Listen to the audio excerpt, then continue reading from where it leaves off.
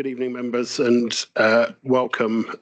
The first item on this evening's agenda will be the nomination of a chair for this meeting. So I will ask for nominations for chair, please. Councillor Tagg. Could I nominate Councillor Joan Wheeldon? Thank you. Seconder for that, please. Happy to second that. Thank you. Thank you, Councillor Sweeney. So as well as Councillor Northcott. Yep. Councillor Wheeldon, can I ask you to take the chair? Thank you.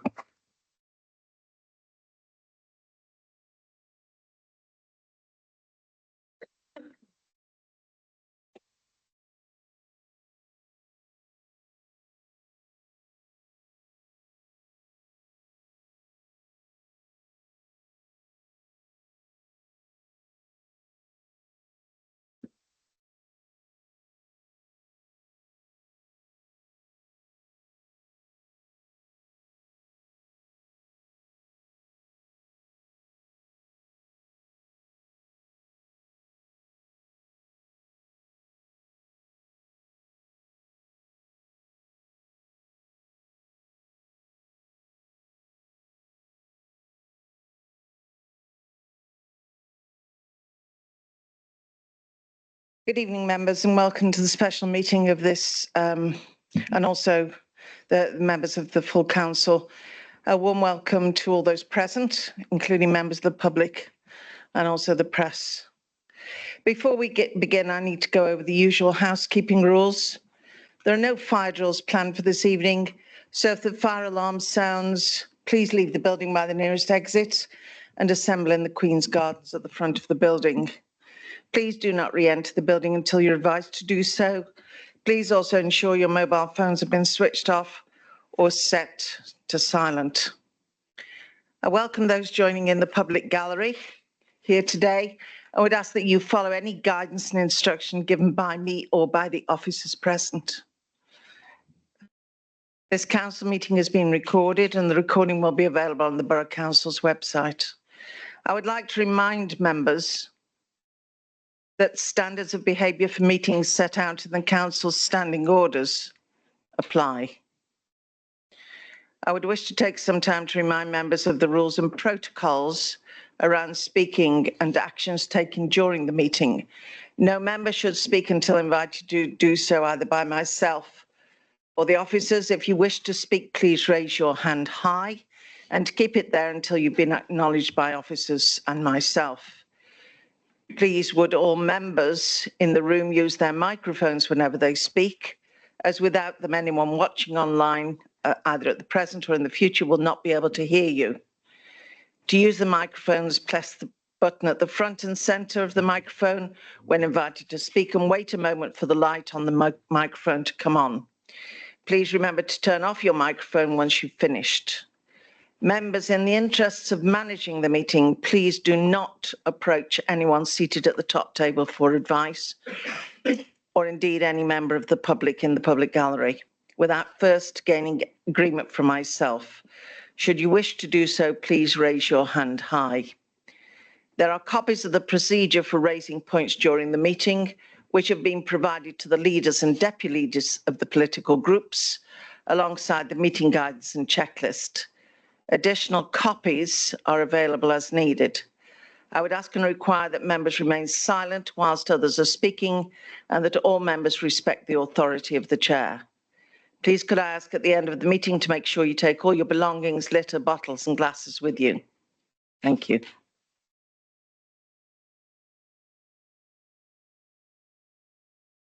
Before we commence with business, we were all shocked and saddened to learn of the death of our Mayor, Councillor Barry Panter. Further, we have also been advised of the passing of former Councillor Charles Edward Holland, known to many as Ted. As a reminder to members, the funeral of the Mayor will be held tomorrow afternoon, with a civic memorial service being held on the afternoon of Thursday, the 3rd of April at St. Giles. And I do hope as many members as possible will be able to attend this service. I propose to hold a minute's silence in tribute, after which I will ask each members if they would like to pay tribute. So could I ask you all councillors to stand, please?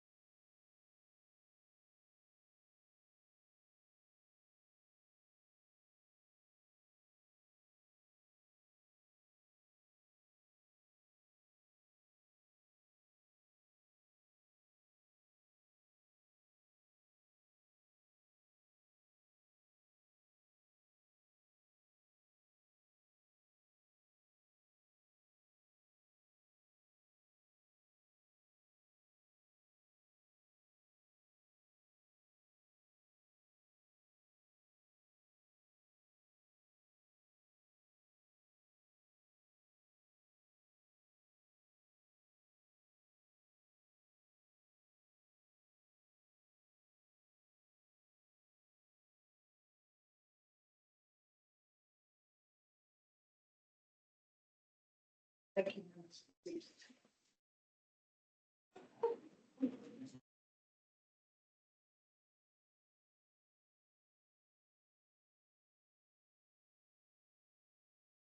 Councillor Simon Tagg, would you like to lead tributes to the Mayor, Barry Panter, and to Ted Holland?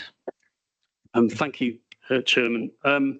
We were all distressed to hear the tragic news about Barry and his terrible accident that took him away from us and away from his family, away from his friends here on the council and the family of the council far too soon. He was not only a dedicated local councillor for Loggerheads and our serving mayor, he was also dedicated to public service throughout his life. Born in Bedfordshire, Barry grew up with his twin brother Gordon and his sister Lynn. After leaving education, Barry first spent time in the Royal Air Force before going on to complete 23 years of service as a police officer in South Wales Police. Recognising he had a lack of formal qualification, he gained a degree in politics and social policy at the age of 28. During this period, he met and married his first wife, going on to have 2 children, Nigel and Kate. And following his retirement from the police, he moved to Madeley, where he met his second wife, Beatrice. A dedicated churchgoer, particularly Madeley Parish Church in the centre of Madeley.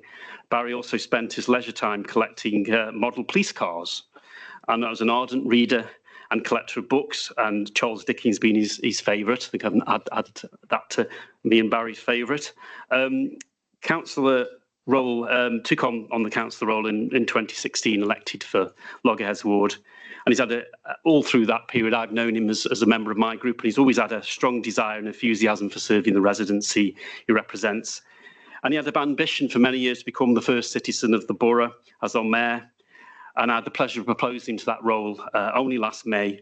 And he said in his appointment, I remember his speech, and people remember he was very nervous, but very pleased to be the new mayor.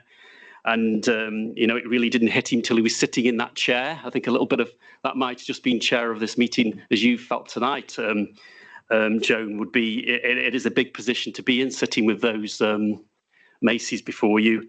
And he said he also looked forward to getting out and about and meeting a lot of people, promoting the borough and the mayoralty to the best of his abilities, and trying to raise a lot of money for his charities and to do valuable work in the community. Well, I've been to a number of went to a number of events with Barry during this time. The unveiling of the Queen Elizabeth statue was one of them, and many others besides. And he's really carried himself with the pose and posture you'd expect of a mayor, which just shows you the man that he was.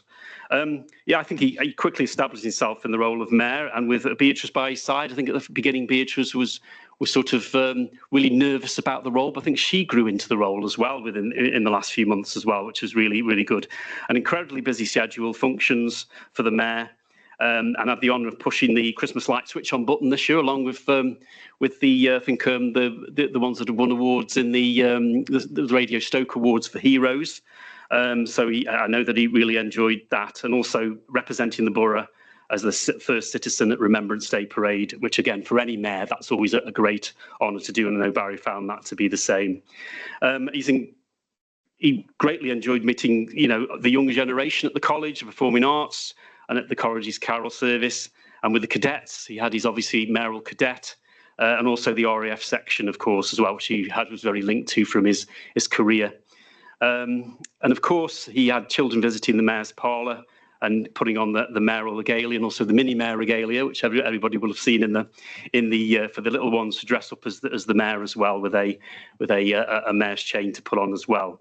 And engaging with young people is really important for the mayor, and Barry really enjoyed doing that. He was also president of local Newcastle Scouts as well, and a tradition of the Scouting movement as well was with Barry as well. And of course, chairing full council ensured that all the protocols and processes were followed, and he was never afraid to wield his gavel at people that were not behaving when he was on the top table, and looked to have order in the chamber, and quite right too. After the last full council meeting, Barry had spoken to the chief executive about his visit to go to the Royal Garden Party. He was really looking forward to that, him and Beatrice. And obviously he will not be able to go now, but Beatrice will be going in his memory. And also the Mayor's Ball will continue now in his honour, as well as a charity memorial ball for the Mayor, and that will be hosted by Beatrice and also our Deputy Mayor, Robert Betley-Smith. Finally, and above all, Barry was, of course, a family man, as well as his son and daughter, who became the loving stepdad of Brian and the dear father-in-law of Luke and Julie, and dearly loved and treasured his grandson, Tristan and Nia. I wish all the family and friends well at this difficult time, and I'm sure they know that the wider Newcastle family and everybody within this room, from my party and from all parties, wish them well for the future, and our thoughts are with them. Thank you, Mr. Chair. Mrs. Chair. Thank you very much, Councillor Tagg. Councillor Dave Jones, would you like to say a few words? Thank you, Madam Chair. The news of Barry's passing hit myself and the Labour group exceptionally hard. We as a group were exceptionally fond of Barry and always looked forward to seeing him at meetings and events. And I guess it's not hard to see why Barry made such a huge impact on this council. Barry was, more than anything else, a man who made public service his life commitment. His first commitment to the armed forces, where he served with distinction and played a role in making this country a safe place. His second commitment to the South Wales Police, where he served to make communities a safe place. And his third commitment to parish and borough council, where he served his residents to ensure they got the services they deserved. Barry was a principled and committed public servant that spent his life helping others, a poignant example of a true British gentleman, encompassing all the values we hold dear. But it would be wrong to recall Barry without also mentioning one of his greatest qualities. He was fearless. I recall several years ago on health and well-being, we undertook a focused piece of work on the borough becoming more Parkinson's friendly. Barry immediately put himself forward to work on this with the assertion, well, I've got Parkinson's. You see many fear being defined by their condition, but not Barry. Barry, in typical fashion, saw his condition as a route to help others and worked to support Parkinson's charities and support networks across the borough. That was the measure of the man, a man that we dearly, dearly miss, and my thoughts go out on behalf of my group to his family. Thank you, Madam Chair. Thank you, Councillor Jones. Are there any other speakers who would like to pay tribute? Councillor Sweeney. Thank you, Madam Chair. I'll say a few words, really. I haven't, just what I thought about Barry. He was just a nice guy, full of public service, but you'd see him 2 or 3 times a week talking to Jeff, going on about his ball, going about the tombola prizes he's got sorted out. And, you know, hey up, Bazza, how you doing? Oh, I'm all right, Steve, how are you? or Baz. You know, Baz or Baz. It's one or the other all the time with him, and there was no edge to him. He was just a nice guy, pleasant guy, good company, very good company, very well known and liked. I think in Madeley, big member of the church in Madeley, and he's hugely missed. And it was such a shock when we heard this news, especially as we initially thought he was going to get better. And then this wretched internal bleeding, something that just seems to finish him off quite quickly. And it's just a sad, tragic way to end his life. But what was a really, really nice fella. I'm sure he's going to be he is going to be hugely missed. Thank you, Madam Chair. Thank you very much, Councillor Sweeney. Is there anyone else who would like to pay tribute? Councillor Fox-Hewitt. Thank you, Chair. I just wanted to say Barry was a true gentleman with a big smile, but an even bigger heart. He did epitomise public service, and I think everyone will agree that the council will be poorer for his tragic passing. My thoughts and prayers are with all of those who will mourn his passing tomorrow, but will also celebrate his life. And it was a life well lived. And may he rest in peace. Thank you, Chair. Thank you, Councillor Fox-Hewitt. Councillor Northcote. Thank you, Madam Mayor. Barry was unforgettable. He had many qualities, and we've heard up tonight, Councillor Tagg and others, his many qualities. But there's also a softer side to Barry. During our many conversations that we had over the years, and I had many conversations because I was his fellow ward councillor, and we met quite regularly in our ward surgeries at library and loggerheads. During many conversations, he never failed to ask me about my wife. And one day I mentioned that she liked rhubarb, and she'd been asking me to get some, especially because she liked it on her breakfast, and that I wasn't keen on the stuff, to be honest. He mentioned that he had a plant at home, and I didn't give it any more thought. And then, thinking it was just chat, it wasn't until a couple of weeks later that he turned up with a large bag of rhubarb and said, "Here you are, give this to Mags." Often when we'd meet up, he'd be thrusting a bag of this rhubarb into my hands, saying, "This is for Mags," and very much enjoyed the reception that he had once I accepted it.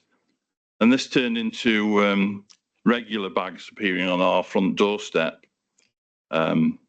It was accepted that he was always the one that provided the rhubarb without even asking him for it.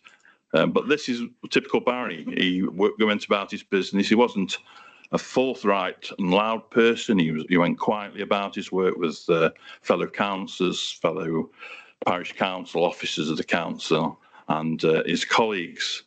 I used to pull his leg quite often when he asked me for directions for somewhere new, and this happened a lot, particularly at first. I used to say, "Wasn't he a former traffic cop?" He liked to complete dry runs once I'd given him directions sometime or the day before a meeting to make sure he knew his way there and that he wouldn't be late for the meeting.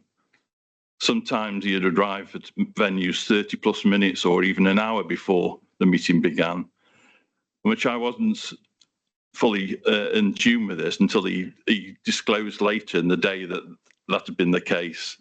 So I used to take pleasure in ribbing him about that, and I said to him, "I wish I got that sort of time on my hands, Barry."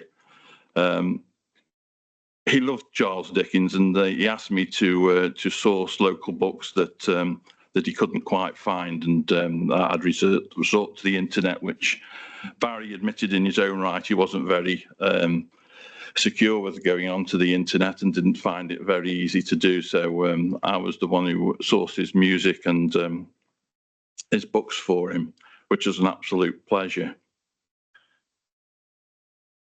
When he became the first citizen in Newcastle, I was happy to second the nomination for his appointment. And like it's already been said, he was very nervous at first, but he soon fit very well into that role. I did a quick trawl on his attendance record over the years since his first appointment on 2016. And I have to say, it astounded me the fact that he's probably the most diligent in terms of attendance records, that out of everybody on this council, if not the most diligent in terms of his attendance record, it was second to none. And that just struck me how seriously he took the role. In a life of public service, helping others, he was a true inspiration. And I think the world is more poorer for his absence since his passing. But above all, I shall miss a friend. Thank you. Thank you, Councillor Northcote. Are there any other councillors who wish to pay tribute to Barry Punter? Could I invite... Oh, sorry, Councillor Barker. I can't sit here and not say anything about Barry.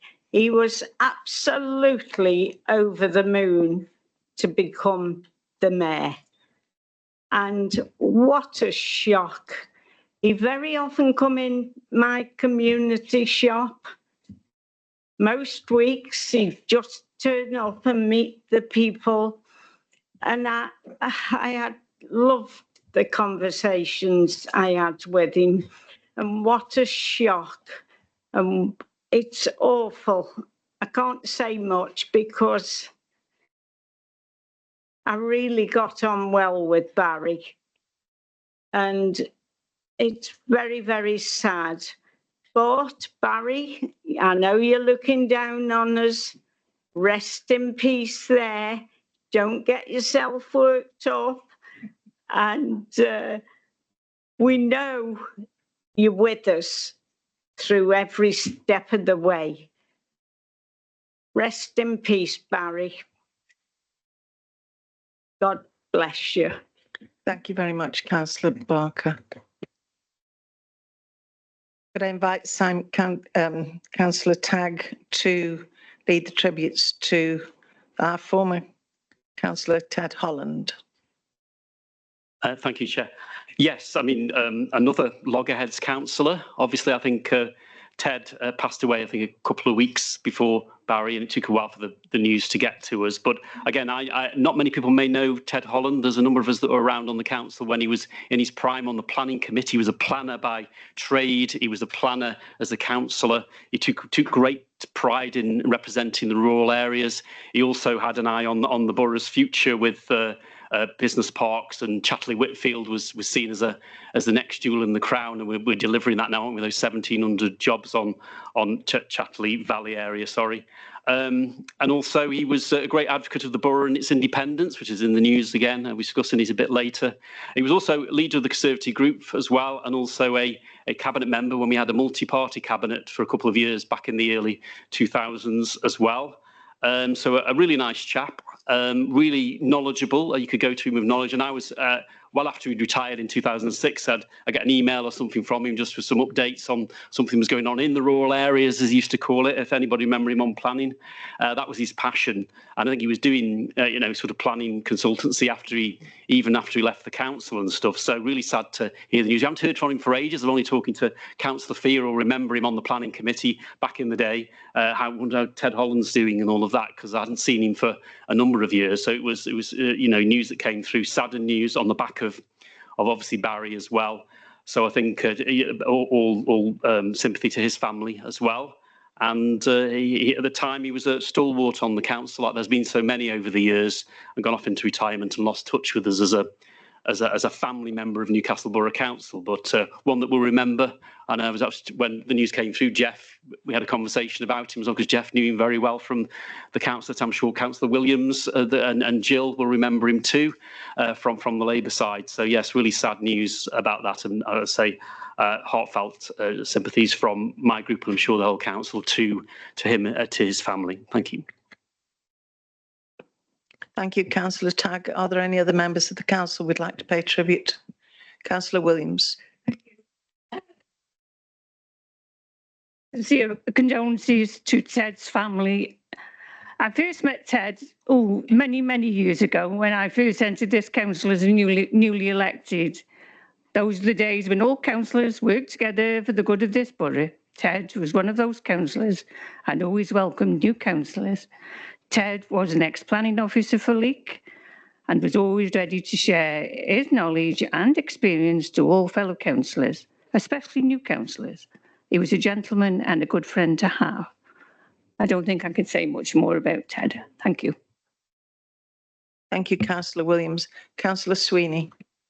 Yeah, thank you, Madam Chair. I didn't know Ted. He came off the council in 2006, which was the year I got elected. But I did know his daughter, and I was talking to her at a funeral, because that's where you meet these people nowadays, isn't it? Funerals. And I said to him, "How's your dad, Annette? Is he still around?" Oh yes. He's just moved into a home in Stafford. How old is he? He's 98, and he was living by himself till he was 97.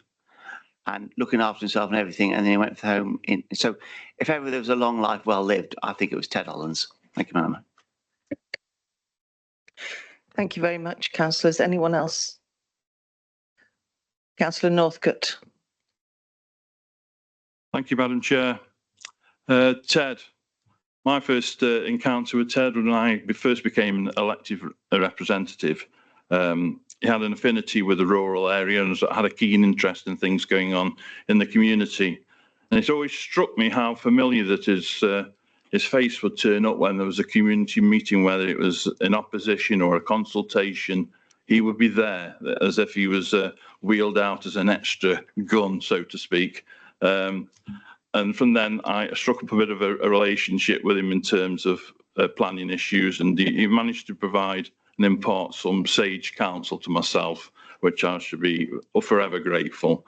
He was a very likeable soul once you got to know him. He had a dry sense of humour, and sometimes he really would pull your leg, and it's sometimes very difficult to know whether he's being serious or not, such as his candor. We'll miss Ted, and it's all the poor again for losing such a stalwart to the borough and to the rural area, and to his service for the public, and also when he was a public servant. Rest in peace, Ted. We'll miss you. Thank you. Very sad start to the meeting, but I think it's appropriate that we'll pay a tribute to these, well, to people who were the backbone of the community of councillors. I've also received a letter from our local MP, Adam Joji, paying tribute to the mayor. I thank him for this, and I'll pass it on to the family for their private perusal.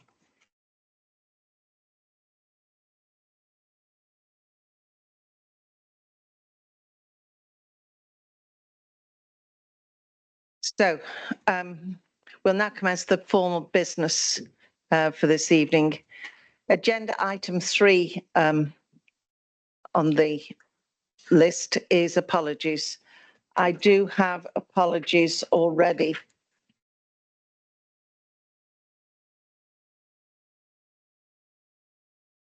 I already have apologies from Councillor Bethley Smith, Deputy Mayor, Councillor Burnett Faulkner and Councillor Lewis.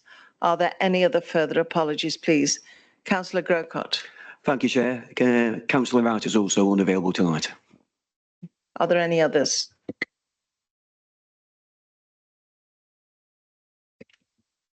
Thank you. Agenda item 4, declarations of interest.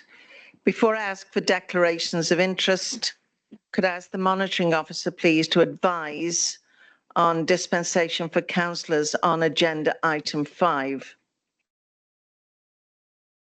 Thank you, Madam Chair. I just wish to inform all members that it has been decided that all members will be granted a dispensation this evening in relation to the matter of local government reorganisation. That's item 5 on the agenda. So there is no need for any member to declare a potential declaration of interest in that regard. Thank you.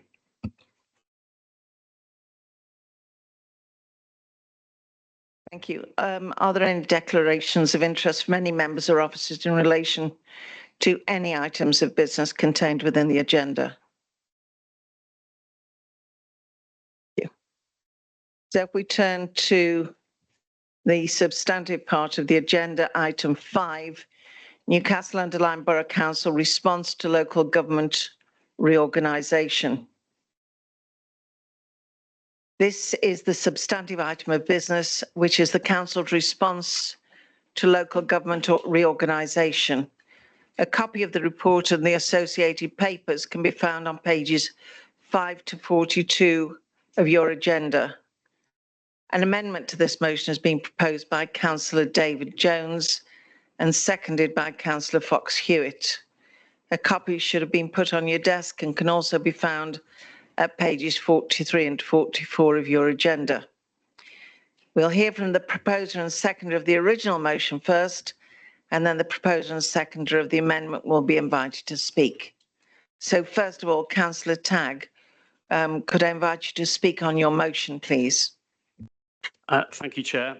Obviously, the paper presented tonight comes on the back of the previous meeting we had back in January, and obviously the events have taken place with a local government white paper and communications with the Minister Jim McMahon, and I'm seeking tonight endorsement of the recommendations and support for the actions that are crucial to preserving the independence of Newcastle-under Lyme Borough, and our commitment is unwavering and imperative that we unite in our efforts to ensure the best governance for our community, whatever happens, whatever the government in the end potentially could enforce upon us. So I welcome the spirit, I should say strongly welcome the spirit of the amendment tonight. And I think, I see that it's amending, looking to amend just one part of the many recommendations tonight, and that's the options for potential forced local government reorganisations should that be moved forward. But there are recommendations, of course, A to O that I welcome that the opposition are going to support tonight by the virtue of only amending I. I will come on to I in my introductory remarks in a bit, but we are noting obviously the communications I've also had with Minister Jim McMahon, which I wrote a letter to him, which is in the pack, relating to comments in Parliament in response to Karen Bradley, where claiming that we've got to get over all these arguments and difficulties we're having. And I said, well, they're not arguments and difficulties, they're history, they're actual financial independence, they're all of the things which make a community what it is. And Newcastle Borough is a community. So I wanted to point that out to him. We saw the response, which is in the pack. And I think tonight what we should be looking at is not only for the borough's history and autonomy, but there's more to it than that. Upholding the high standards of local public service provision that we provide for our residents. And I believe that that is the two-tier. The two-tier has worked very well for us over the years, and I believe that it can deliver and continue to deliver for us.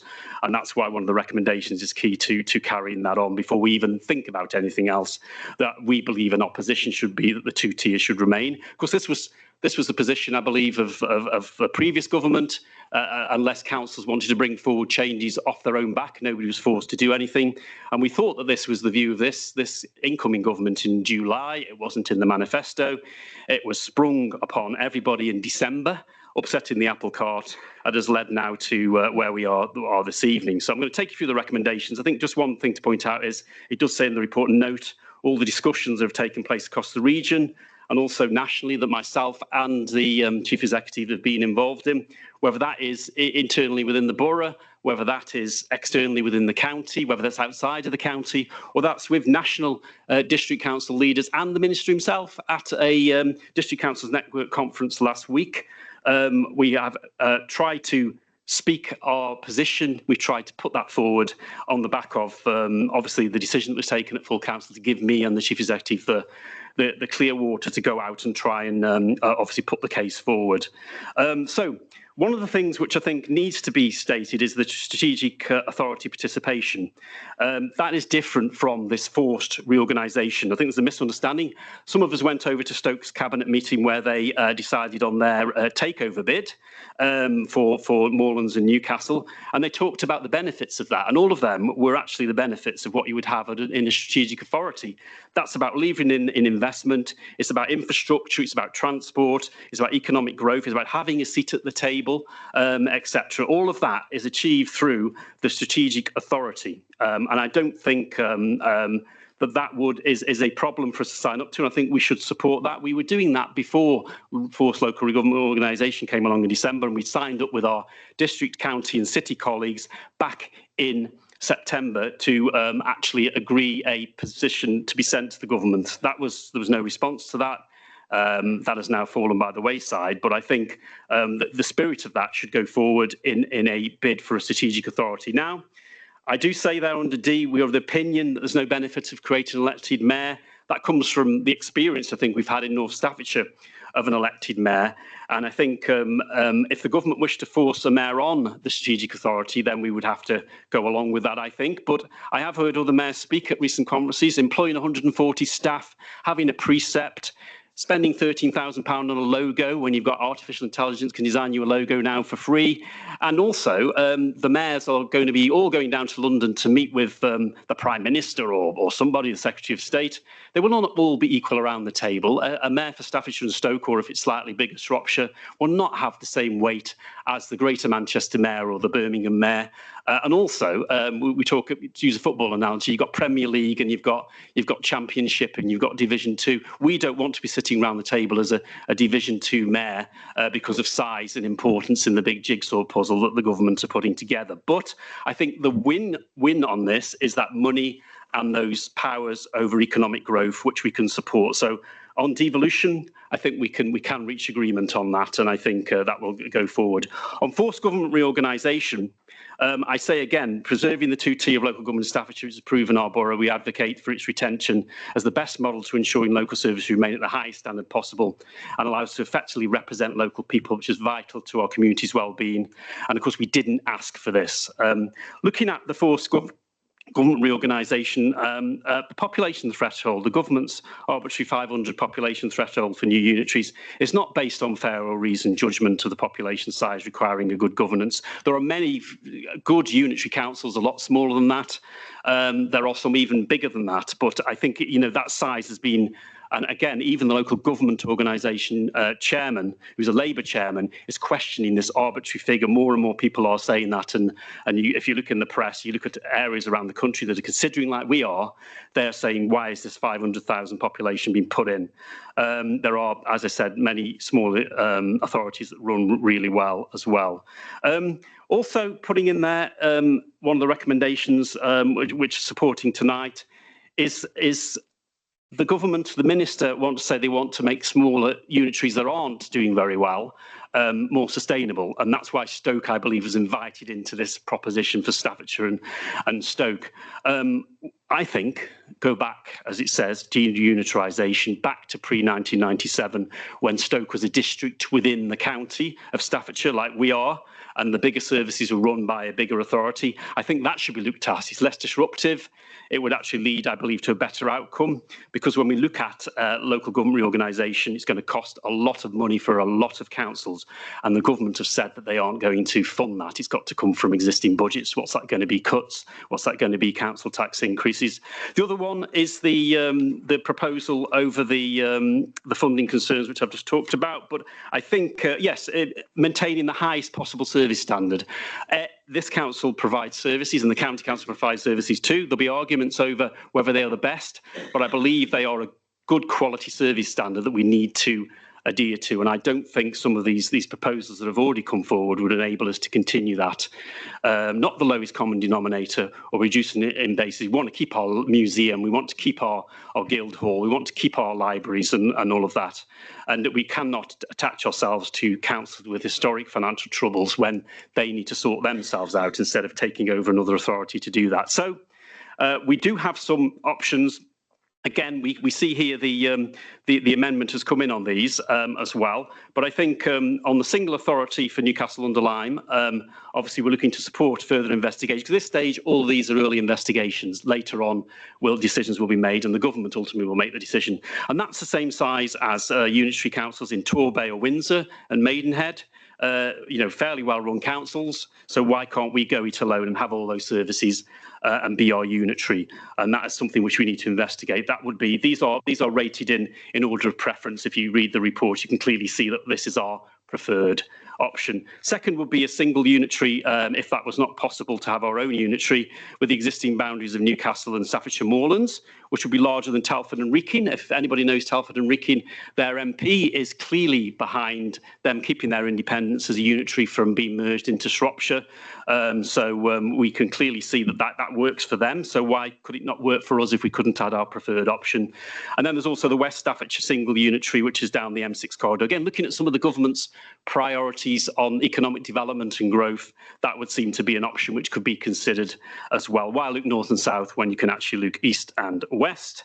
But we're clear, obviously not to be supporting the Stoke-on-Trent North Staffordshire unitary to be favoured, and also not favouring at this current time the Staffordshire Council unitary as well. But I think ultimately it may come down to a choice of two.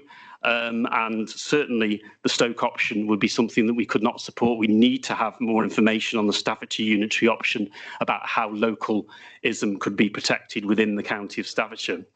And because of the size requirements and constraints, we need, I believe, and this is where I differ from the amendment that's going to come forward and why my group will not be supporting the amendment. We support actually the wording on stronger. In fact, we could say vigorously, forcefully, firmly, vehemently, fiercely, powerfully, hard, forceful, strenuously. These are all words around something that we actually are investigating. This is about investigation, and I think it's just the amendment is trying to trump the words to make it more something than it actually can be. It's an investigation we're carrying out into the best interests of our borough. So. At the recent conference I was at, the media was talking, the minister, sorry, was talking about possibility of going down to 300k thousand for population or up to 700. So this elasticated figure, the minister is having to be corrected by the ministry all the time because he's going out and going off message. But we clearly heard in the room, and the chief executive was there, the 300k. That brings one of our proposals, or two of them, into sharp sort of focus as actually deliverable within that, but not enough currently for the Newcastle boundary one. I think more importantly, we have the voice of the people to consider as well. We want to see a referendum, a borough-wide referendum on any proposals that have gone forward. So it's not forced in that respect. It gives residents of the borough the chance to have a say on the governance and the options which are being put forward. Also, we'd want to see on any proposals that get forced through, in the end, we'd want to see a boundary review, a full boundary review by the Boundaries Commission to ensure that the right levels of councils are in place from the start of any shadow authority that would take over in any forced reorganisation. And then finally, funding. We request that the government fully fund this. I talked about that earlier. They look as if they're not, but we should be asking for that.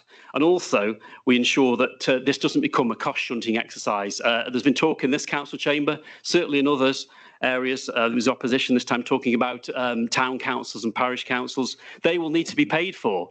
Our council tax is not going to go down in any unitary authority, certainly wouldn't be in a North Staffordshire unitary authority, which I oppose completely. If you do enhance town councils and parish councils, which sounds good, but they're going to have to raise money from somewhere. They're going to have a precept. And in a Newcastle Town Council, for example, the Guildhall, the museum, our lovely Queen's Gardens and the flower displays, they aren't going to be a priority for one of those other bigger unitary councils, I feel. And I don't want to see this as a tax raid by the government by stealth, which could turn out to be. In conclusion, our response to the forced local government reorganisation is rooted in the preservation of the borough's independence, of course, but also the maintenance of that high standards of local services and provision, and then recognition of a residents' voice to choose their future. And I think this group stands united. We'll see. Obviously, how things play out this evening, that we all stand united, that our governance model should be in the best interest of Newcastle at heart. And I think that is our first option, which is the unitary for Newcastle Council. But we need to keep our options open on investigations as well on future models if the government say no to that. And also, we believe that the two-tier is why the upset and the change and the forced change and the money that's going to be spent on this. The chair of the LGA, again, a Labour chair, has said it costs between 40 and 140 million pounds just to carry out reorganisation. And then another set of councillors and chief executives who were at the conference with the chief executives with me were saying that it's taken at least 8 years from after they've launched a unitary for actually start to deliver results for local residents because of the organisation, the changes that are taking place. So we're in the middle of a big regeneration programme for a town that will go on for a number of years. We need to be focused on that, not on some forced government reorganisation. So I move the recommendations as set out in the report, and obviously we'll respond to the amendment in due course. Thank you. Thank you, Councillor Tagg. Councillor Sweeney, would you like to second the motion?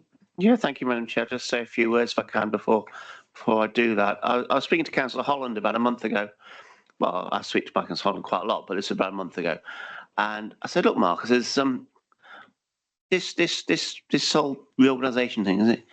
Can you sell it to me? Put a neutral head on, absolutely, straight down the middle. Can you sell it to me?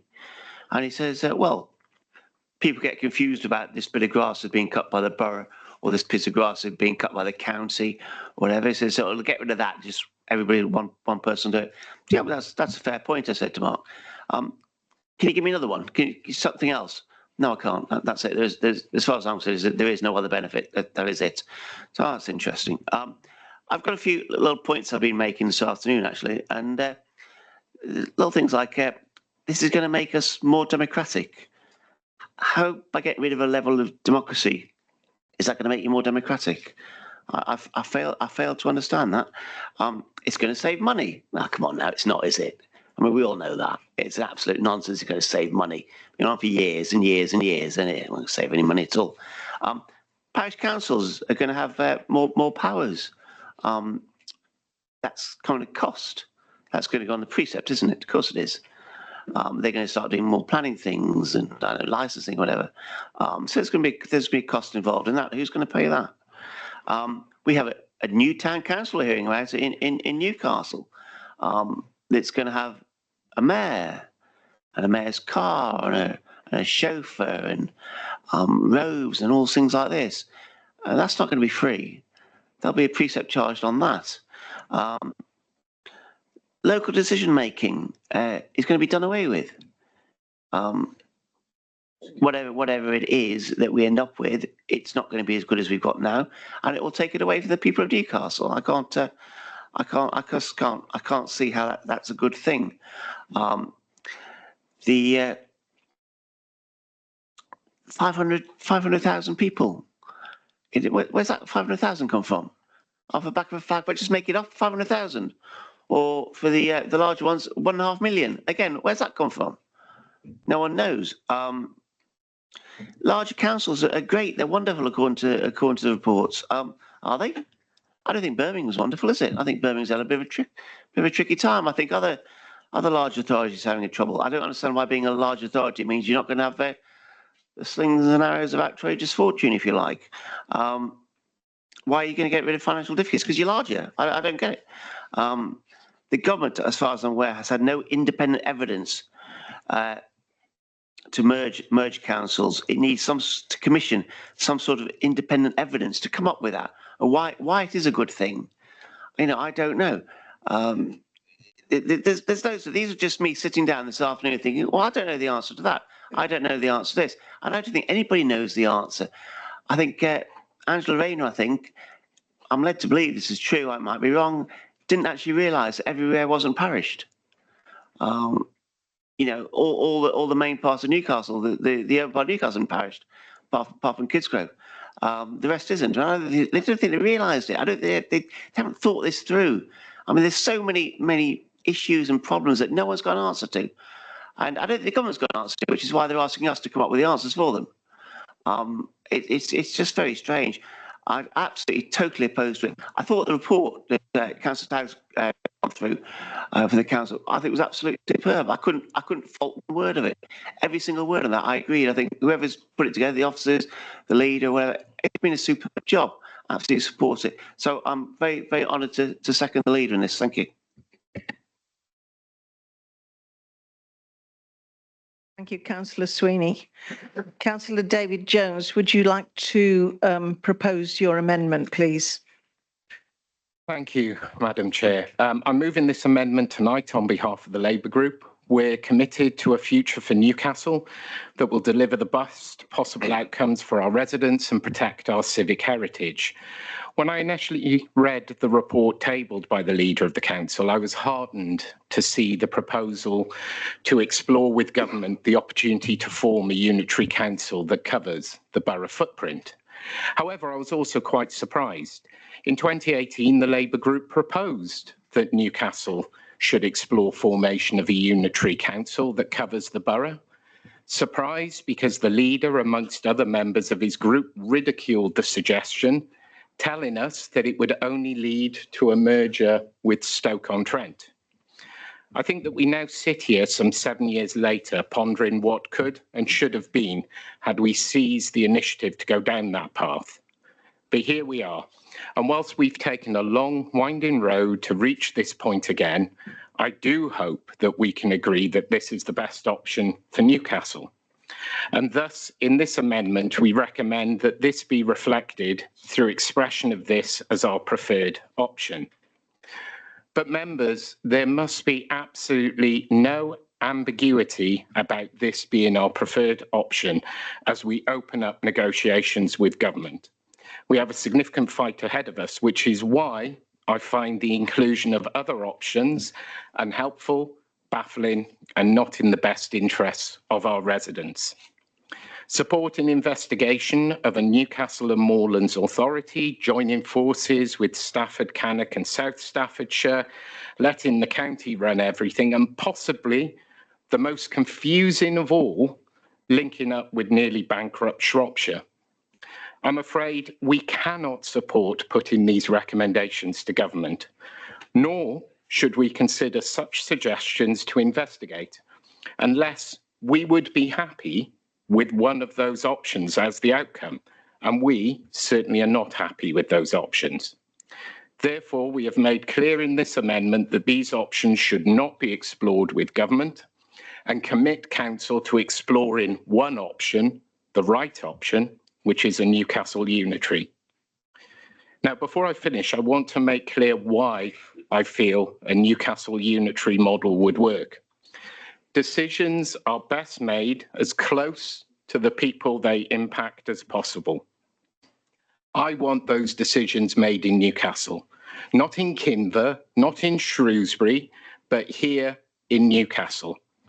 Now, there are many that will say Newcastle is not big enough to sustain a unitary authority. Well, I grew up in an area known as Torfaen, a borough council in the South Wales Valleys that became a unitary council in 1996. It remains a unitary council today and has an enviable track record of delivering for residents. The population of Torfaen at the moment is 95,000. The population of our borough is 125,000. We can make this work. And I offer this amendment as a chance for us cross-party to unite and tell government that a Newcastle unitary is the only option we consider and want. Thank you, Madam Chair.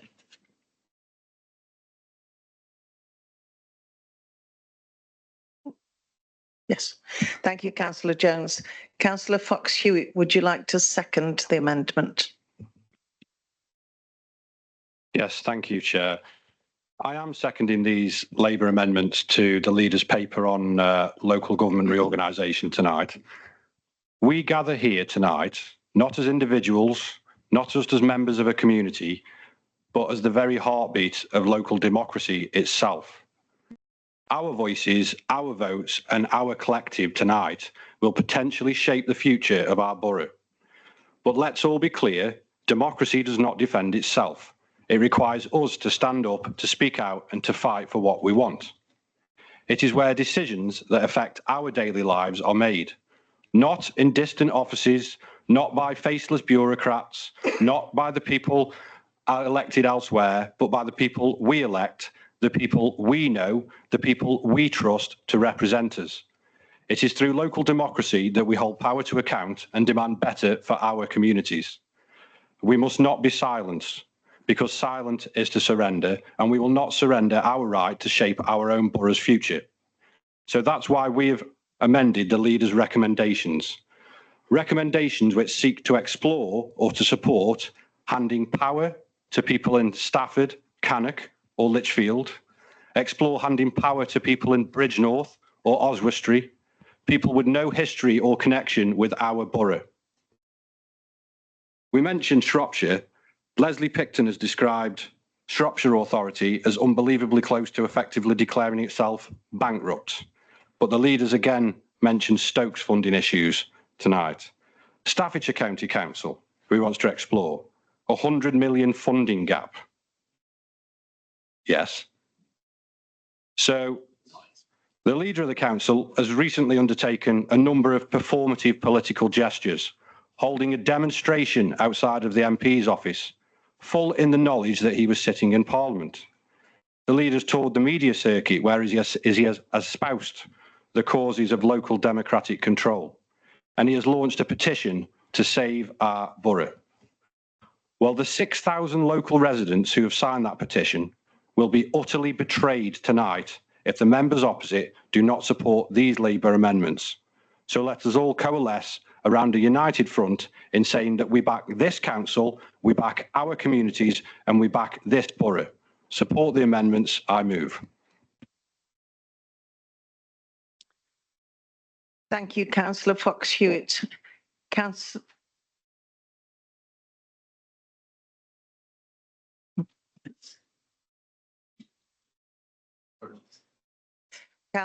Tagg, do you consent to the amendment? No. For the statement I made earlier, and I think it's really welcoming that we do have agreement on a lot of these, but I think there is differences and that we wish to vote on our own proposal, which will come later, and we're willing to vote on those separately between in under I 1 to 6. So that will give everybody to give a for and against. But I think we'd be asked to pervert our own report here if we agree that amendment. As I say, stronger is better, of course, but I think we're playing with words here because we could amend it to say ferociously, forcefully, firmly, vehemently, powerfully, playing with words by the Labour group who've changed the tune since the last meeting, so no. Councillor Sweeney, would you like to make comment? As the seconder. No, thank you, Madam. No, I agree with Council Leader completely. So, since Councillor Tagg and Councillor Sweeney do not consent to the amendment, there's no agreement to amend the original motion. So we must now debate and take a vote on whether or not to amend the original motion. Do any members wish to speak on the proposed amendment? Councillor Mark Holland. Thank you, Madam Chair. I think Councillor Jones made a Freudian slip introducing his amendment when he said he's seeking the best possible outcome for the borough. And of course, if the Labour Party ran everything, I'm very certain that we would be bust. I'm surprised the Labour group tonight they would not recognise the Labour group that met with us at February's meeting, which we were assured that bigger was better and that the government's consultation, the details of which were known to them at the time, including the 500,000 population floor on unitary council size, which they told us was an amazing opportunity. We ought to be grateful that the government was doing this to us. It was going to happen anyway, and we should make the best fist of it. Well, I'm delighted to hear that they are converted. And before he mentioned it, I was going to suggest to Councillor Fox-Hewitt, if you think the way that Councillor Fox-Hewitt thinks, we've got a petition for you. You can sign that petition. It's at saveourborough.uk, and I warmly commend it to all members who wish to see Newcastle-under Lyme preserved and saved. As the leader said, this group will not be voting for the amendment. We certainly won't be voting to withdraw options from the table simply for further investigation, for further looking at and consideration. We're not at the current point in time able to make a final proposal to government, and I'm certain that in the course of debating the substantive motion, which is the motion that we will ultimately be voting on, that it will be possible for members to express which of these options they think is most favourable. But the Labour Party were wrong again in saying that our preferred outcome is the Newcastle-under Lyme Unitary Authority. No, our preferred outcome would be to left alone by the government. This must be the only circumstance in which two-tier Keir does not support two tiers, but we certainly do on this side of the chamber. So either the amendment will be withdrawn or it will be voted down, and I would hope we do that sooner rather than later. Thank you, Madam Chair. Thank you, Councillor Holland. Councillor Gorton. Thank you, Madam Chairman. Well, sometimes government won't leave you alone, and sometimes you have to think what your ultimate objectives are. And I was slightly disappointed by the leader's introduction that he really wasn't prepared to seek bipartisan support to achieve what must be our ultimate aim, which is a Newcastle unitary authority and preserve our independence and our autonomy. I think some of us, I certainly seem to remember at the January meeting when this issue was first discussed, some of us on the Labour side actually expressed great reservations about this reorganisation. And I think we used expressions like flawed and untimely. When Councillor Holland sort of said we've had this conversion, well, some of us weren't converted because we didn't like the proposals when we read them in the white paper in the first place. Now, when the Borough Council discussed reorganisation in January, several members argued that Newcastle's identity, history and civic traditions must not be lost, and felt, with some justification, that the type of super council proposed in the white paper would be too big, too remote and not sufficiently accountable. And these fears, in my view, are entirely justified, and that is why, Madam Chair, designating Newcastle as a single unitary is the best way to preserve our identity and the characteristics which define this borough and distinguish it from other localities. Ministers claim that the purpose of the white paper is to decentralise power. Well, giving Newcastle unitary status will show that they are serious about decentralisation. Now, the first option really that I think we should be shown the door is the Greater Staffordshire model pushed by Staffordshire Council. No thanks.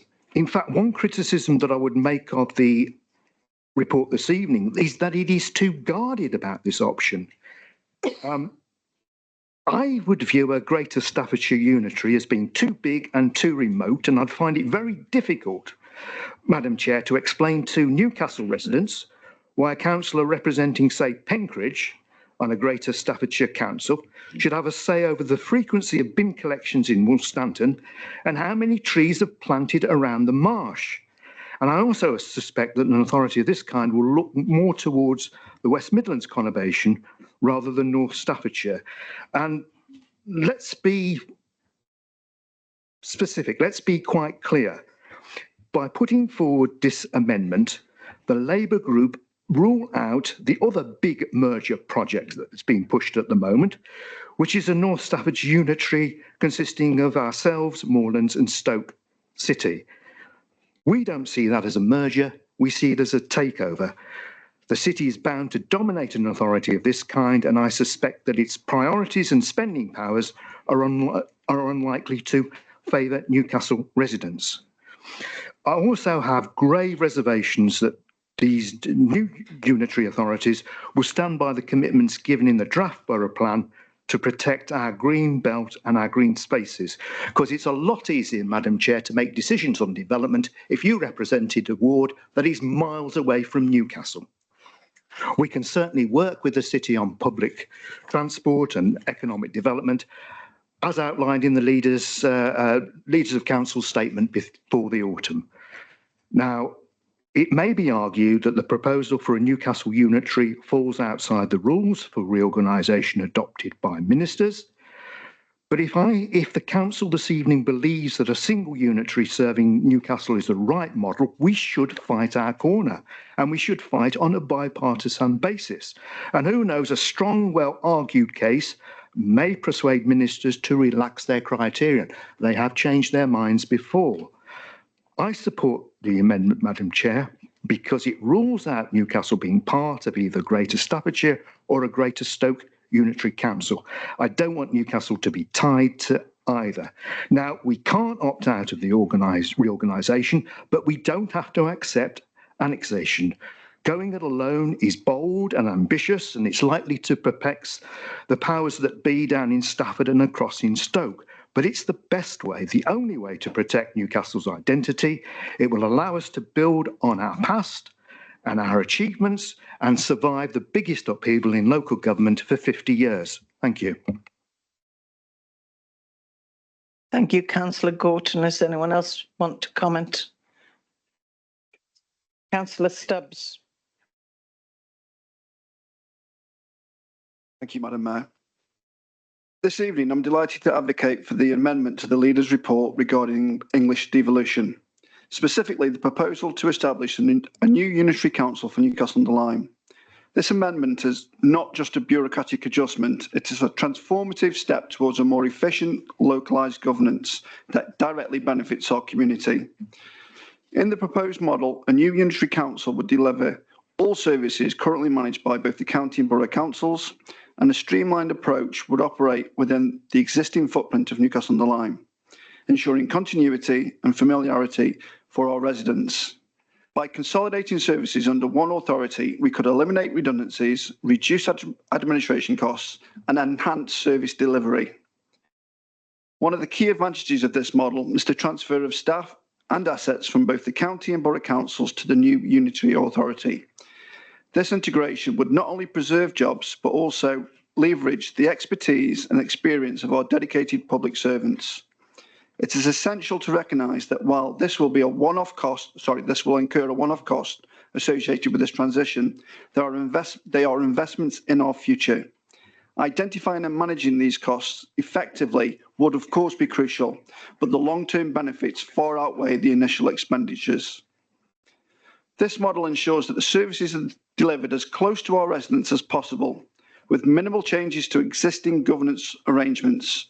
Moreover, the population size of Newcastle-under Lyme is well suited to such a model. It is comparable to successful unitary authorities, such as previously mentioned in the report, Torbay, Windsor and Maidenhead, which have demonstrated that smaller, well-managed councils can effectively serve their communities. To ensure that the new authority is created with residents' needs at its core, the council must, though, actively engage with stakeholders and, more importantly, the residents themselves. This can be achieved through a series of public consultations, community forums, and surveys to gather input and feedback.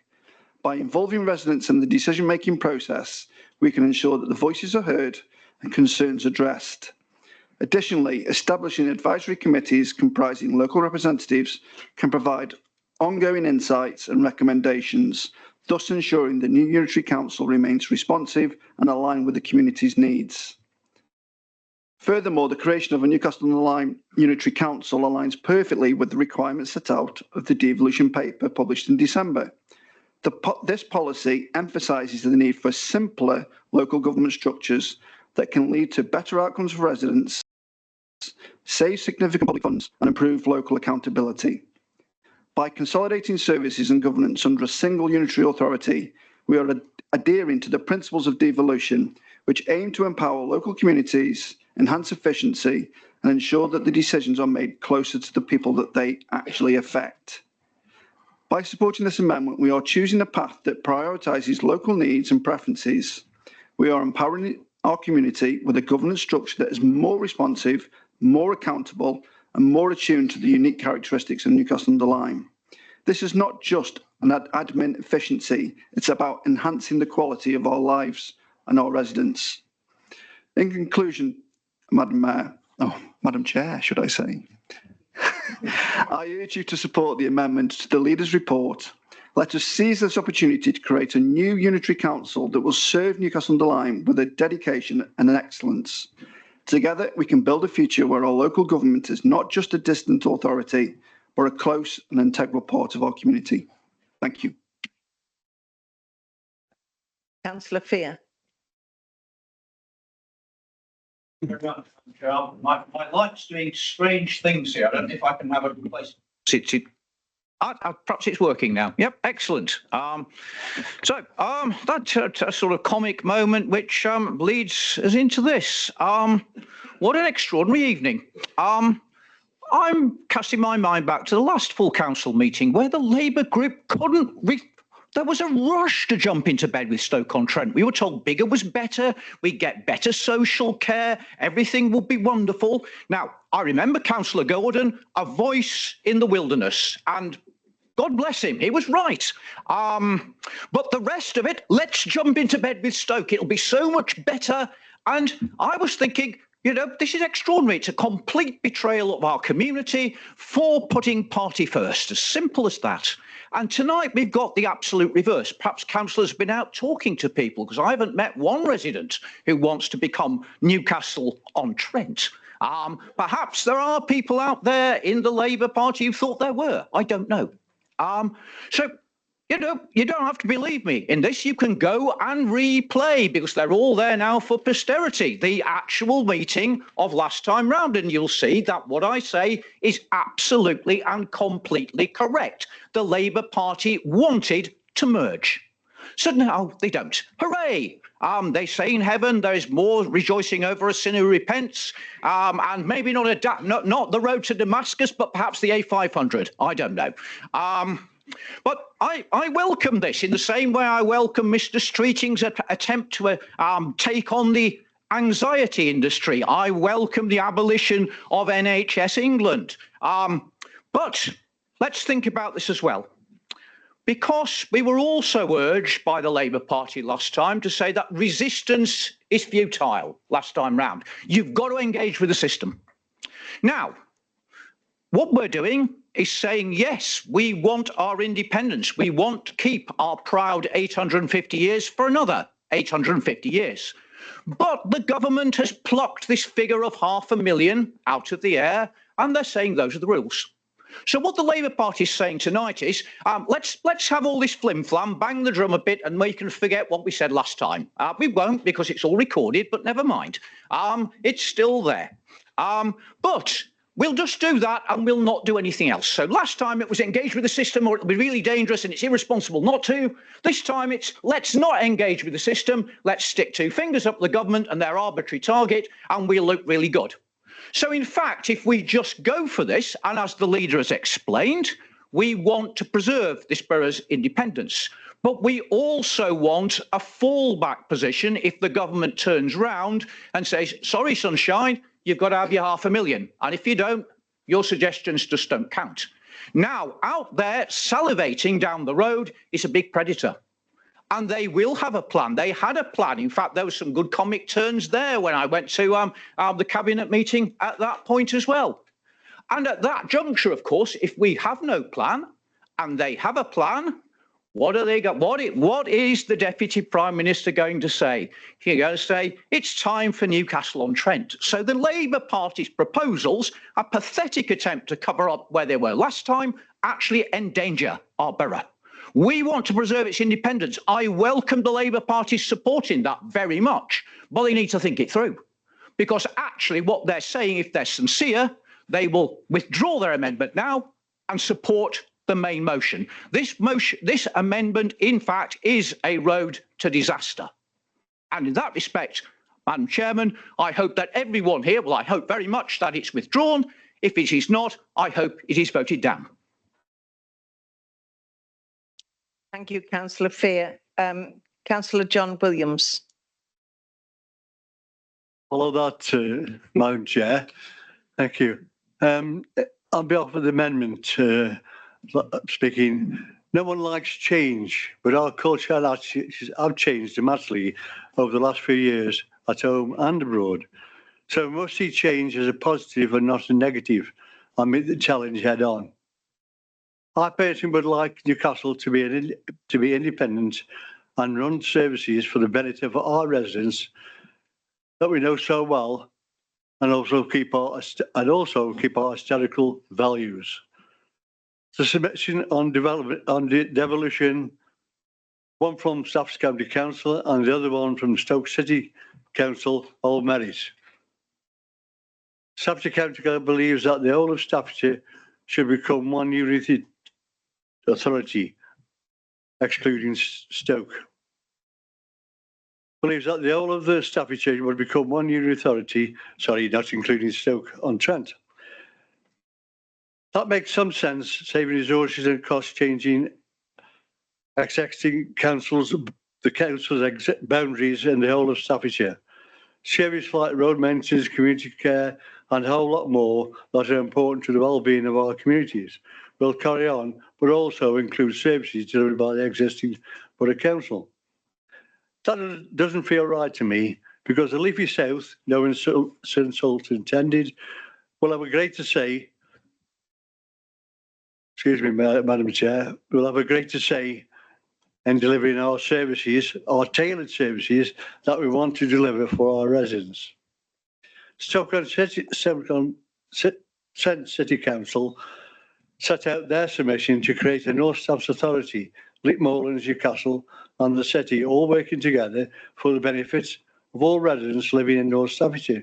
Of course, there's a lot more to digest in their submission, including regeneration, housing, health, education, public transport, and a lot more other services that would benefit our communities. Just bear with me, Madam Chair. Thank you. I'm leaving me a space here. That could benefit all of North Staffordshire, but for the debt of millions of pounds that they owe, that wouldn't in part pass on to Newcastle. I believe it's an ongoing. I will be voting for Newcastle under Lyme Unity Authority for the reasons that I have stated. Thank you, Madam Chair. Thank you, Councillor Williams.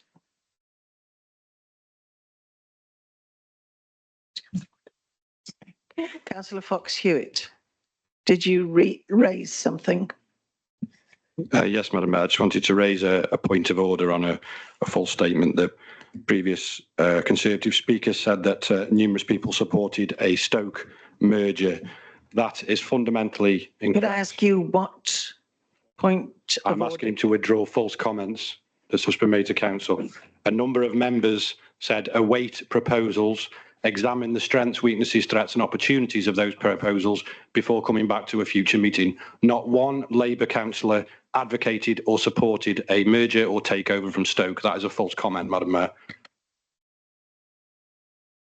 Could I ask the monitoring officer to advise on this?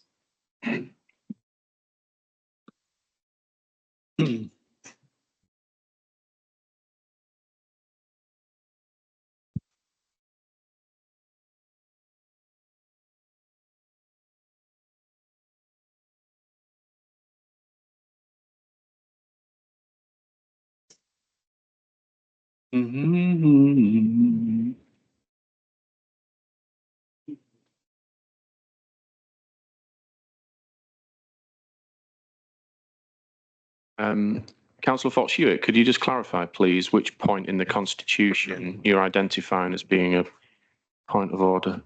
Thank you. Probably 1-1 personal explanation.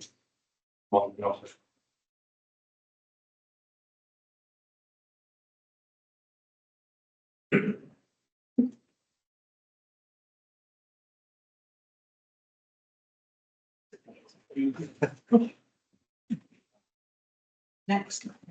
Okay.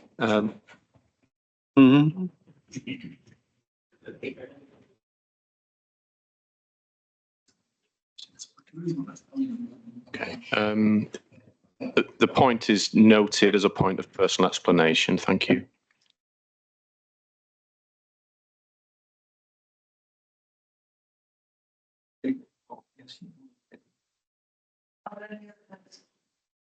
Are there any other members who would like to make comment on this amendment? Councillor Barker. I've run my community one-stop shop for 25 years. I've never had so many people telling me, say no to Stoke. We cannot merge with Stoke. I don't want to be lynched. I'm still doing good work in Chesterton. And, well, I don't. But, Well said. but I've got 10 volunteers, including myself, who open that shop 5 days a week. And the community come in and they want to know what's going on. And I certainly aren't going to be filling them with a load of rubbish or whatever you want to call it. I don't know, it just annoys me that we're all trying to do what we're doing and we still get shouted down. And we're not about that. We're about the communities, wherever you live. I don't know. Thank you, Councillor Barker. Councillor Brown. Thank you for the opportunity, Madam Chair. I'm disappointed if Councillor Holland and Councillor Fear believe that I was advocating for a merger with Stoke-on-Trent when I spoke at the January meeting. The points I was making was around ensuring that we don't use self-interest as a driver for any decisions we made. The second point I made was that if we redesigned a local government system now, would we design it in exactly the same way as we have now with the 3 tiers? And I think the third point was about some of the benefits of a unitary authority, which Councillor Tagg and his fellow councillors have advocated in this report in putting forward the idea, which we support, of a Newcastle unitary authority. So please do not misquote me. I am here because I wanted to make sure we didn't jump to any hard and fast snap decisions, that we looked at all the options. And I fully agree with Councillor Barker that many people are saying they don't want to combine with Stoke. But also, I've heard other points of view too. And when Councillor Tagg was on BBC Politics Midland, once he'd done his piece, they actually interviewed 3 members of the public who are on High Street, and they were quite open-minded to looking at different options. So please make sure that if you do look at that recording again, you listen carefully. Thank you, Councillor Brown. Councillor Allport. Thank you, Madam Chair. I'm strongly concur with Councillor Fear that most Newcastle residents don't want to become Newcastle-on-Trent. But has he asked the question whether they want to become Newcastle-on-Severn?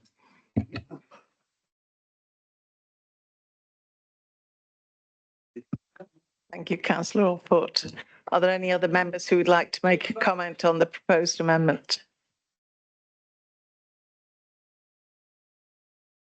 So I think it now leaves it to Councillor Jones to summarise comments on the amendment. Thank you, Madam Mayor. I've been furiously writing down what I can, so apologies, members, if I leave out some of your contributions. I'm going to run through on the highlights, but before we start on the highlights, I think we'll start on the lowlights. Councillor Holland once again wants to joke about in this chamber. You can joke about enunciation. We should expect this behaviour from him. But he did make, after his mucking about, did make one salient point about a petition. It's interesting, this Save Our Borough petition is entirely a data mining exercise by the Conservative Party. It says quite clearly on the petition that if you sign that petition, you're essentially giving your details to the Conservative Party to be able to contact you, certainly the version that I read. So I think we need to be very clear about what that petition is. It isn't a Save Our Borough petition, it's a Simon Tagg election coming up for the next general petition, I think. But let's be really honest about what the truth is in this. The truth is the members' office opposite don't want to take options off the table that would mean that we could potentially become a tiny partner to Shropshire, a tiny voice in a Staffordshire-wide unitary, or, and I will give a little bit of credit here, a small part of a West Staffordshire unitary. What this report does, which is one of the greatest flaws of negotiation. In a negotiation, you don't put something on the table that you don't want to have. It's very clear that if you want to strongly negotiate for your desired option, don't give the other side stuff that you don't want as a potential get out. So I'm afraid I do not support all of those options. Councillor Fear mentioned betrayal of the community. Putting these options forward to government is a clear betrayal of our residents who have signed this Save Our Borough petition under the illusion that this council would try and save the borough. This report, unamended, doesn't save the borough. It puts a whole host of options on the table that could potentially lead to the end of the borough. So I think we have to be very clear about who is betraying who. Councillor Barker, I really do thank you for your comments. I think you've made some of the most salient points this evening. And the reality is we should be working together to protect our borough. And that means taking all other options off the table. Now, if we could agree to take all other options off the table, we would be presenting to government the only option, which is a unitary authority covering the borough area with unanimous cross-party support, which strengthens the arms of the negotiation. But no, instead of having that, this administration is going to put up options of a complete waste of time with a Shropshire Unitary Council with Newcastle, a West Staffordshire Unitary Council. These are not options that our residents want. So I do implore you one last time, we are willing to work with you to lobby for a Newcastle Borough Area Unitary Council. We will fight alongside you to get that.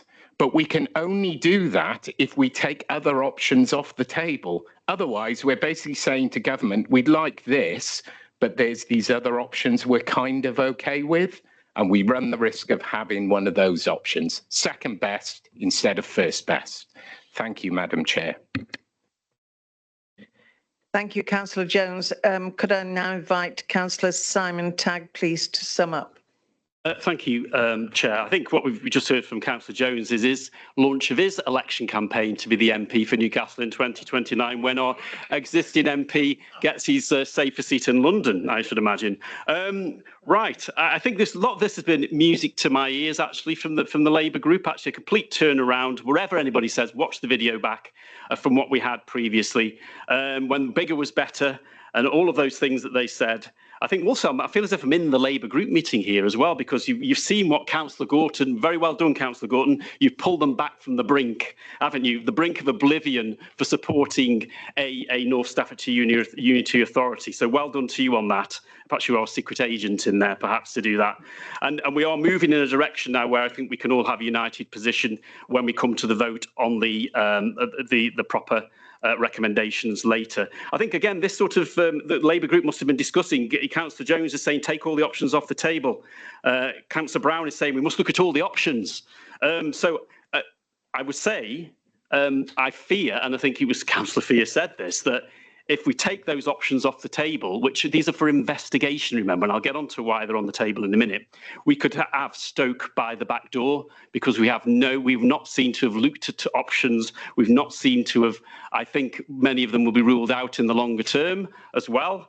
And we, as I said, they're ranked in order. And as you look at our document we're going to submit to the government on Friday, it's clear that our preference is the two-tier, continuing as it is. If not that, if forced reorganisation by this Labour government is forced upon us, we go for the Newcastle Unitary. But please, I ask members to trust me. You've set me the role of going round and speaking to other leaders, going off to conferences. Myself and the Chief Exec have listened, we've come back and we've thought about these proposals that we've put forward today. And I put my head above the parapet before the Labour side are now jumping on board. And I was criticised by members one after another this last council meeting we had on this. I had Gareth Snell on the radio criticising me. I was able to come on and give some alternative back to him, but that's just typical Gareth Snell, isn't it? But I think what we have to, I was the one that set up this petition, and whatever you do, it is a petition, and all parties do petitions exactly the same. But the point is the amount of people that are signing it. It's now approaching 5,500, not 6,000. But when we take it jointly with the Moorlands petition, there's over 12,000 now. So because you know we are in the same boat with our colleagues over in Moorlands there, who are threatened with the Stoke takeover as well. So, as I said earlier, we will not be supporting this amendment, but we will be voting, my group will be voting for the proposals, which include I as set out, and the positive votes we'll be making on those clearly later when we come to that vote, Madam Mayor. So that's my summing up. Thank you. Thank you very much, Councillor Tagg. So the proposed amendment has now been moved, seconded and debated. We need to take a vote now on whether or not to amend the original motion as proposed. All those in favour? Thank you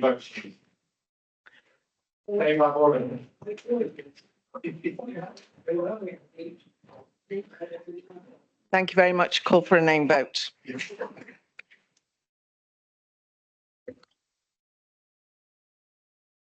Okay. Thank you. I will now read out the names of members. If you can say whether you're for or against, please. Council on the amendment. Thank you. So there's a vote for or against the amendment. So firstly, Councillor Allport. For. Thank you. Councillor Barker. Thank you. Councillor Beeston. Against. Thank you. Councillor Beresford. Against. Councillor Brown. For. Councillor Bryan. Against. Councillor Casey Hume. For. Councillor Crisp. Against. Councillor Diamond. For. Councillor Edgington Plunkett. For. Councillor Fear. Against. Councillor Fox-Hewitt. For. Councillor Gorton. For. Councillor Grocott. For. Councillor Heesom. Against. Councillor Holland. Against. Councillor Hutchison. Against.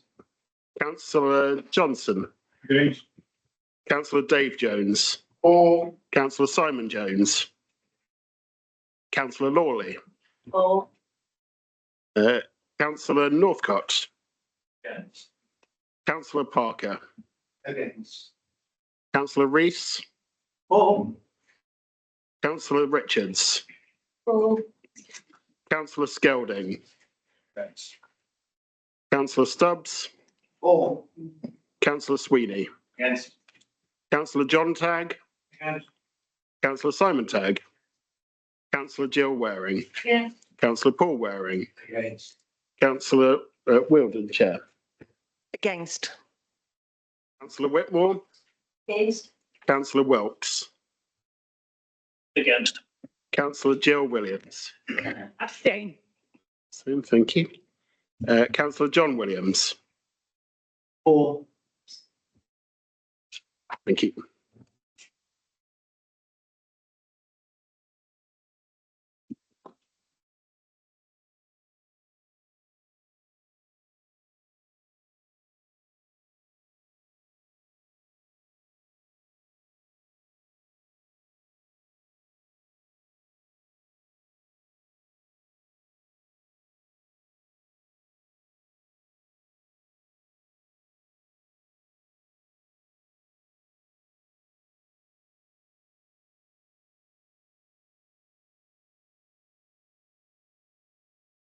Could I ask the Chief Executive to give the results, please?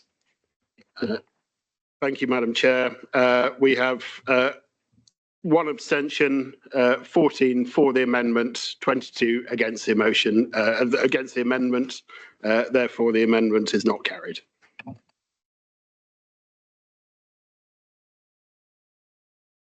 Thank you for that, councillors. We'll now move to the debate on the original motion put forward. Please, as introduced by Councillor Tagg, could you please raise your hands if you wish to speak on the motion? Councillor Holland. Thank you, Madam Chair. I can forgive Councillor Jones's comments. When you are spinning as hard as he is tonight, it's easy to get dizzy. In terms of negotiation, I sincerely accept what the Labour Party says tonight, and I sincerely hope that they are as good at negotiating with their government as Councillor Gorton clearly is at negotiating with the remainder of his group. A number of members here tonight are members of the County Council. The leader of Staffordshire County Council was quite right to begin his report to that authority's cabinet earlier this month with the following words: two-tier local government works in Staffordshire. It strikes the right balance. From our perspective, as a local government district, I agree. I see that important regulatory services like licensing and planning are delivered by this authority with better local understanding and stronger democratic legitimacy than they would be by a larger and more remote authority. And the services, all the services we provide, are protected from the tough financial decisions that are made by upper tier and unitary authorities, which every year continue to face financial pressures associated with adult social care and children's services. The truth, Madam Chair, is that there are reforms out there that the sector is desperately crying out for. A new framework for social care, a serious national conversation about the funding model for services provided by upper tier councils, which absorb an ever-growing majority of local government spending on services that support some of the most vulnerable in our communities. Care homes, child protection, SEN provision. Sadly, of course, that is not the reform that today's Labour government is bringing forward. Millions of pounds of taxpayers' money, years of disruption, thousands upon thousands of officer hours and civil servant fees being spent on this unwanted and unnecessary forced reorganisation that will not provide a sustainable solution to any of the problems the sector faces. Reforms that are calibrated to tear down successful councils, to pretend that it is devolution when power is dragged upwards into more centralised bureaucracies that bear no relation to communities here in the real world. Larger regions, more authorities with a compass point in the name, less local accountability and less local connection. Just units, unitary units, stretching as far as the eye can see, homogeneously across a map in the Deputy Prime Minister's office. I dare say the government will find a way of turning the whole process to their narrow political advantage. It is certainly not to the benefit of the residents we represent. As Councillor Sweeney said earlier, if sheer size and concentration of power were an advantage, the bins would be getting emptied in Birmingham, and Sadiq Khan's London, knife crime would be falling.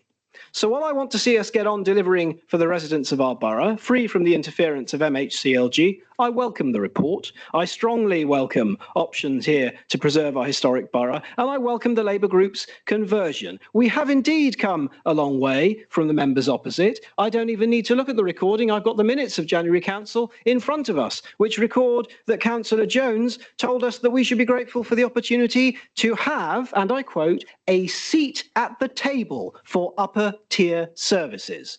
Well, I think we are worth more than a seat at somebody else's table. And if we can't continue as we are, it is acceptable to me to put forward the options that appear in the report tonight. Particularly support the option of a unitary authority covering the existing boundaries of the borough. Our administration is nevertheless right to investigate thoroughly other options given the expectations placed by the government on the prospective size of new authorities. We should note, for example, that the preferred option of our good neighbours at Stoke-on-Trent City Council is below the White Paper's population floor of 500,000 residents. Implicit in the city's reasoning is a proposal not just to absorb Newcastle Borough and Staffordshire Moorlands, but to take an axe to another authority too. Read the White Paper. The floor, the 500,000 resident population, is a minimum and not a target. And nothing, despite what the leaders told us tonight, nothing ministers have said or been permitted to say has changed that. So if we're serious about making our voices heard in this process, all of us in this chamber and outside have got to work together to bring pressure to bear on this intolerable government whose Procrustean bed fits none of us. I have, in the course of speaking, mentioned both our partners at the county and our neighbours in the city, though I respectfully disagree with both of them. This idea that has been circulated in the media that our borough disdains our neighbours is not, I think, founded on any evidence. In fact, I wish the government showed them the same respect, because you'll read at Appendix 1 the Minister's letter, which is addressed to us and something called Stoke City Council, which I think is reasonably offensive. Stoke-on-Trent is a city and not a football club. But while we are neighbours to Stoke-on-Trent, we are not Stoke-on-Trent. And respectfully, I hope with one voice tonight, we will say thank you for your kind offer, but no thank you. And to the government, we must say, think again. Thank you, Councillor Holland. Councillor Stubbs, I think you wish to speak. Thank you, Madam Chair. This evening was an opportunity for the Leader of the Council to set aside party politics and to actually pick a shared fight with the government. But instead, he has chosen to put party before residents, and we are forced to discuss the recent report from the Leader regarding local government reorganisation and how it falls short of meeting many of the requirements set forth in the English devolution policy paper issued in December 24.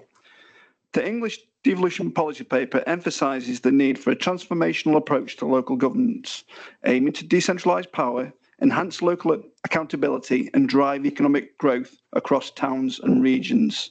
Unfortunately, the report from Councillor Tagg does not fully align with these critical objectives.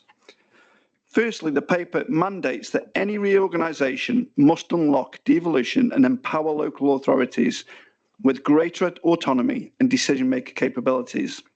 The report, however, does not advocate the report, however, primarily advocates for retaining the existing two-tier system, which inherently limits the potential for true devolution.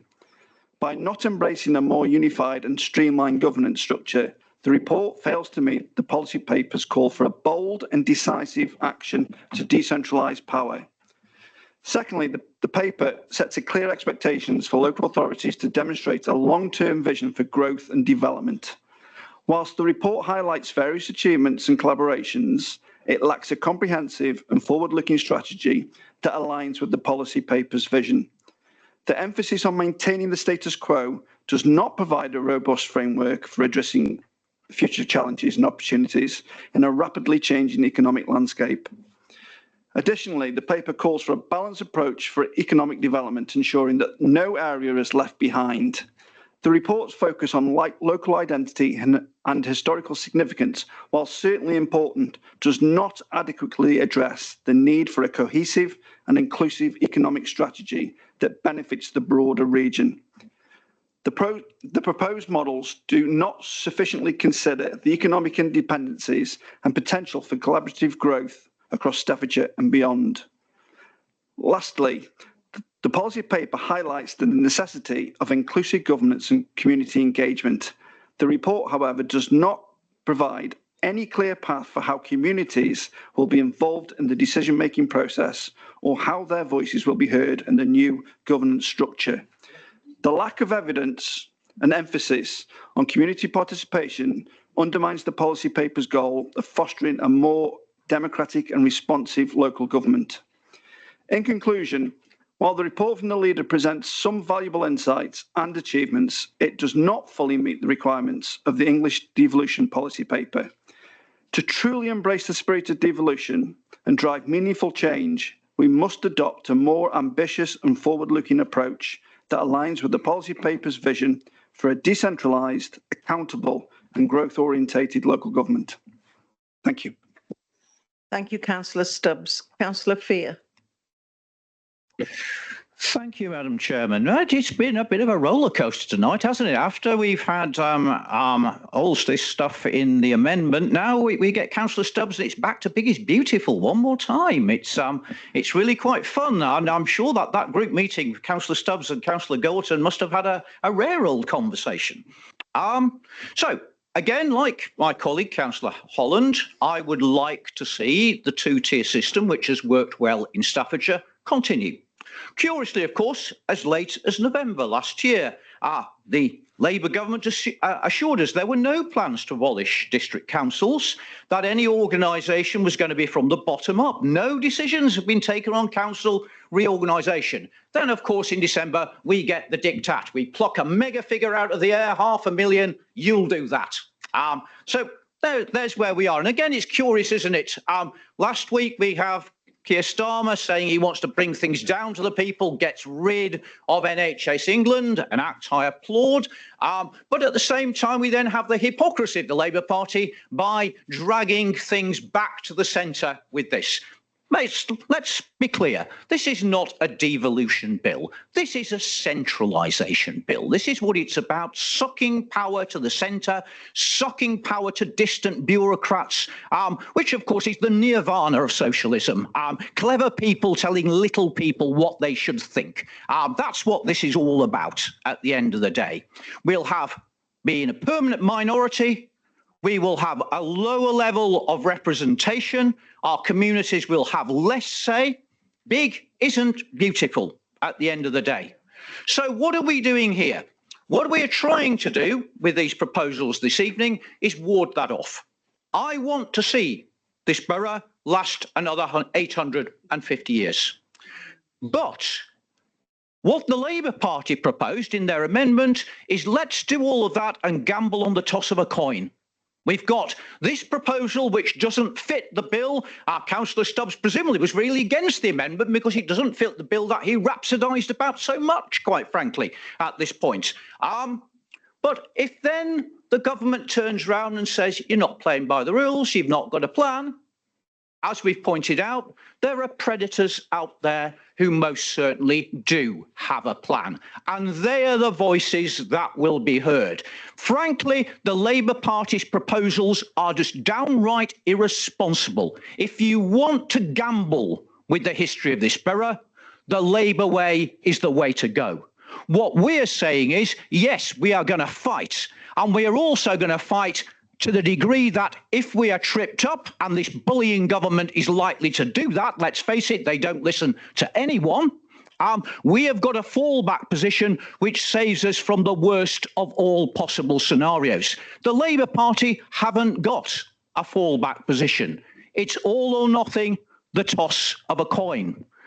Also interesting, I thought, the comments that we've just heard, there's no involvement in this report with the community. I thought referendums were that, but I forgot, of course, quite a lot of the Labour Party don't like referendums, do they? So maybe that's it was just blanked out at that moment. What we've got here, Madam Chairman, is a sensible plan to defend our heritage, defend our borough. And in that respect, I hope that everyone in this chamber can vote for this. I hope that everyone will sign the petition, and I very much hope that our MP, who is our point man in fighting back against the government's diktats here, will sign the petition and stand up for our borough in Parliament. Well done. Thank you, Councillor Fear. Councillor Fox-Hewitt. Thank you, Chair. Well, Councillor Tagg and Councillor Fear have talked about the Labour group meetings and speculated on how we arrive at our own positions on policy or our views on devolution. Well, I'm not surprised that members have been given dispensation on declaring any interest tonight, pecuniary or otherwise. Perhaps that's because some members opposite have a lot to lose on local government reform and reorganisation, unlike all members on this side of the chamber who have no skin in the game, pecuniary or otherwise, and who have attempted to put this borough first. Therefore, I cannot and will not support a paper that advocates handing power to Cannock, Oswestry, or anywhere else other than here in Newcastle. Thank you. Thank you, Councillor Fox-Hewitt. Are there any other members who'd wish to make comment? Councillor Waring. Thank you, Madam Chair. I object to the plans to change the system of local governance because I think that reorganisation is expensive and disruptive, and the proposed reorganisation is primarily politically motivated without any clear benefits, and I don't believe that we will see any evidence of true economies of scale forthcoming. Reorganisation costs, redundancies, etc. would wipe away any of those benefits for years. Having said that, we may ultimately have no choice in the matter, and the most worrying thing is that we may become a cash cow for Stoke Council. In the light of that, before I came here tonight, I had a little look at their accounts for 23-24. Quite interesting, actually, and quite shocking. I noted that they'd got outstanding capital borrowing of around about £800 million, with other borrowing and current liabilities of around £200 million. So you could contrast that with ourselves. Included in this were loans of 776 million that will accrue interest charges of a further 384 million, which means that over the life of the loans, the total liability will be £1.16 billion. They do have significant housing stock of 750 million to mitigate that to a certain extent, but it doesn't even appear to break even on an annual basis, and that's excluding the interest costs. So that suggests to me that there must be significant issues with the condition or the maintenance, or else you would see a reasonable level of profit to justify the capital outlay. I'd have thought that realistically there should be income of tens of millions of pounds from those properties annually. People may argue that the council tax in Stoke-on-Trent is lower, but we've had discussions about this, and I believe that they've had some sort of financial boost of £60 million over the next 2 years. So if you base that on the Band D equivalents of 66,500 houses, this amounts to a subsidy of £451 a year for each Band D equivalent in Stoke-on-Trent, which is 3 times the difference that you would pay between what you pay in council tax in Stoke and in the borough, because the difference is £146 for the Band D properties respectively. So the issue is fairly clear that Stoke-on-Trent has got far more properties in bands A to C compared to Newcastle. In Band D or above, in Stoke is only 6.5%, whereas in Newcastle it's 19%. So I'm not criticising the running of the city's council. It's got a low tax base, which is unfortunate for them. But what I don't want is for us to be putting the residents of the borough in a position where they have to subsidise the people of Stoke-on-Trent either. It's up to the government to find an alternative solution to the problem rather than passing the buck. And for this reason, I won't support any amalgamation with Stoke. And I think that some of the other options, whilst maybe not something that we would particularly want, they would be potentially more favourable. Thank you. Thank you, Councillor Waring. Councillor Crisp. Thank you, Madam Chair. It's a slight tangent, but it's something that Councillors Tagg and Sweeney have mentioned earlier on, and I feel the need to speak out the suggestion from the Labour government, which I think is a bit bizarre, a bit daft, regarding the development of powers to parish councils. There is an ongoing problem with parish councils, not only in Newcastle, but in the country in general. It is one of tax without representation. I'll use my own parish council, Audley, as an example. There are 3 wards that make up Audley Parish Council, with 15 parish councillors in total. From the data from our elections manager that goes back to 2018, only 2 elections have been held. 1 out of the 3 wards in 2018, another one, again, just 1 out of the 3 wards in 2022. The majority of the seats have been filled uncontested. They are for anyone who wants. And furthermore, there is the process of co-option, which, if you don't know, involves candidates filling empty seats that frequently become vacant mid-term, decided upon by the existing sitting councillors. So currently in Audley, there are 15 sitting councillors, 4 of whom were elected by the residents of Audley. So that's the representation part. I'll get on to taxation part.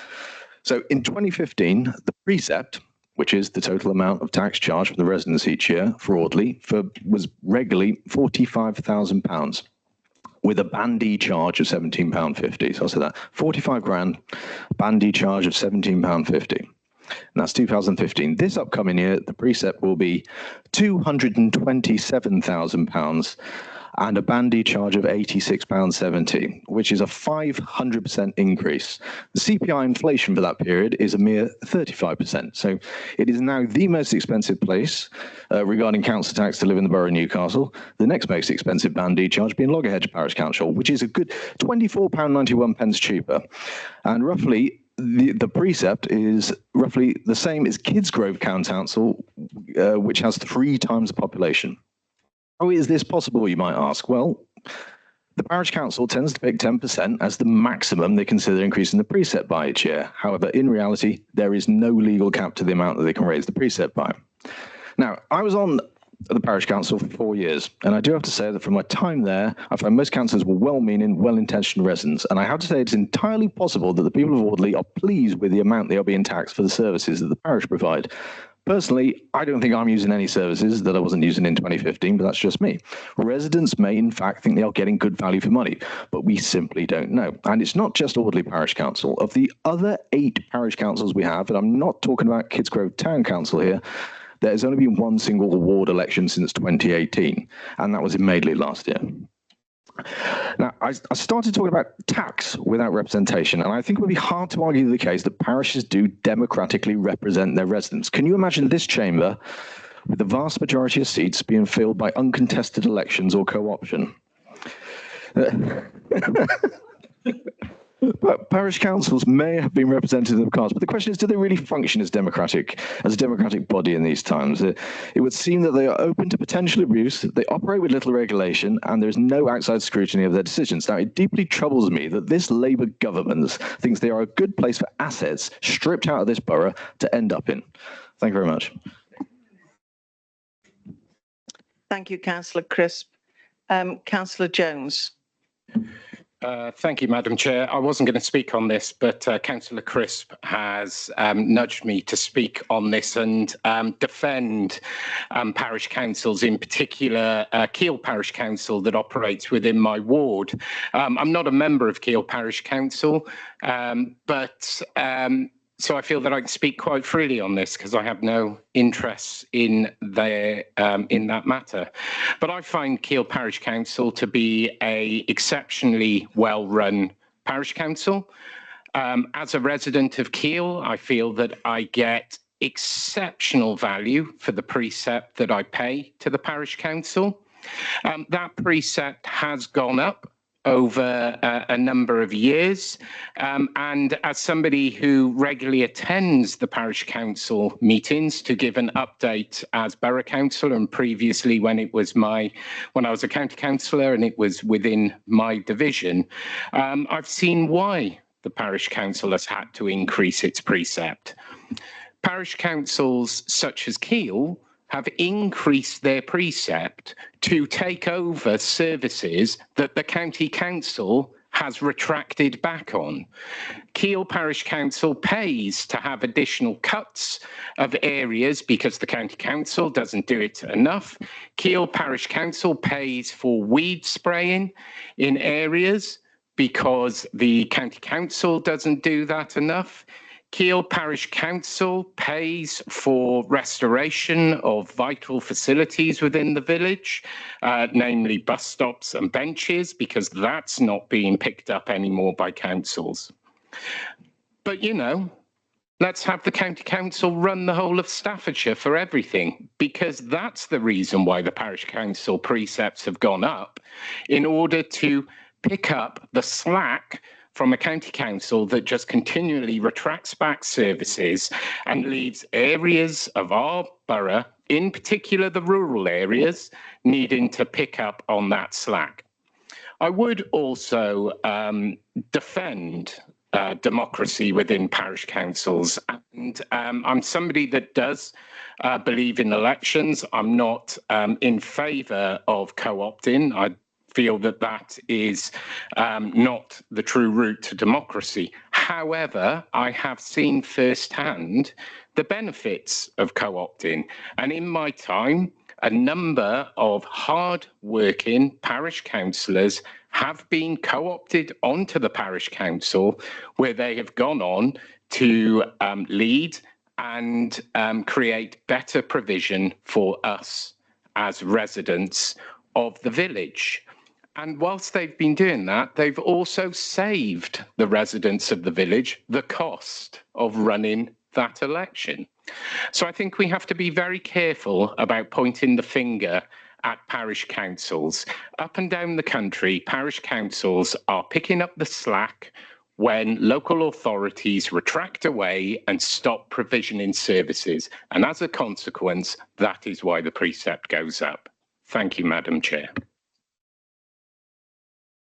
Thank you, Councillor Jones. Are there any other members who want to make comment?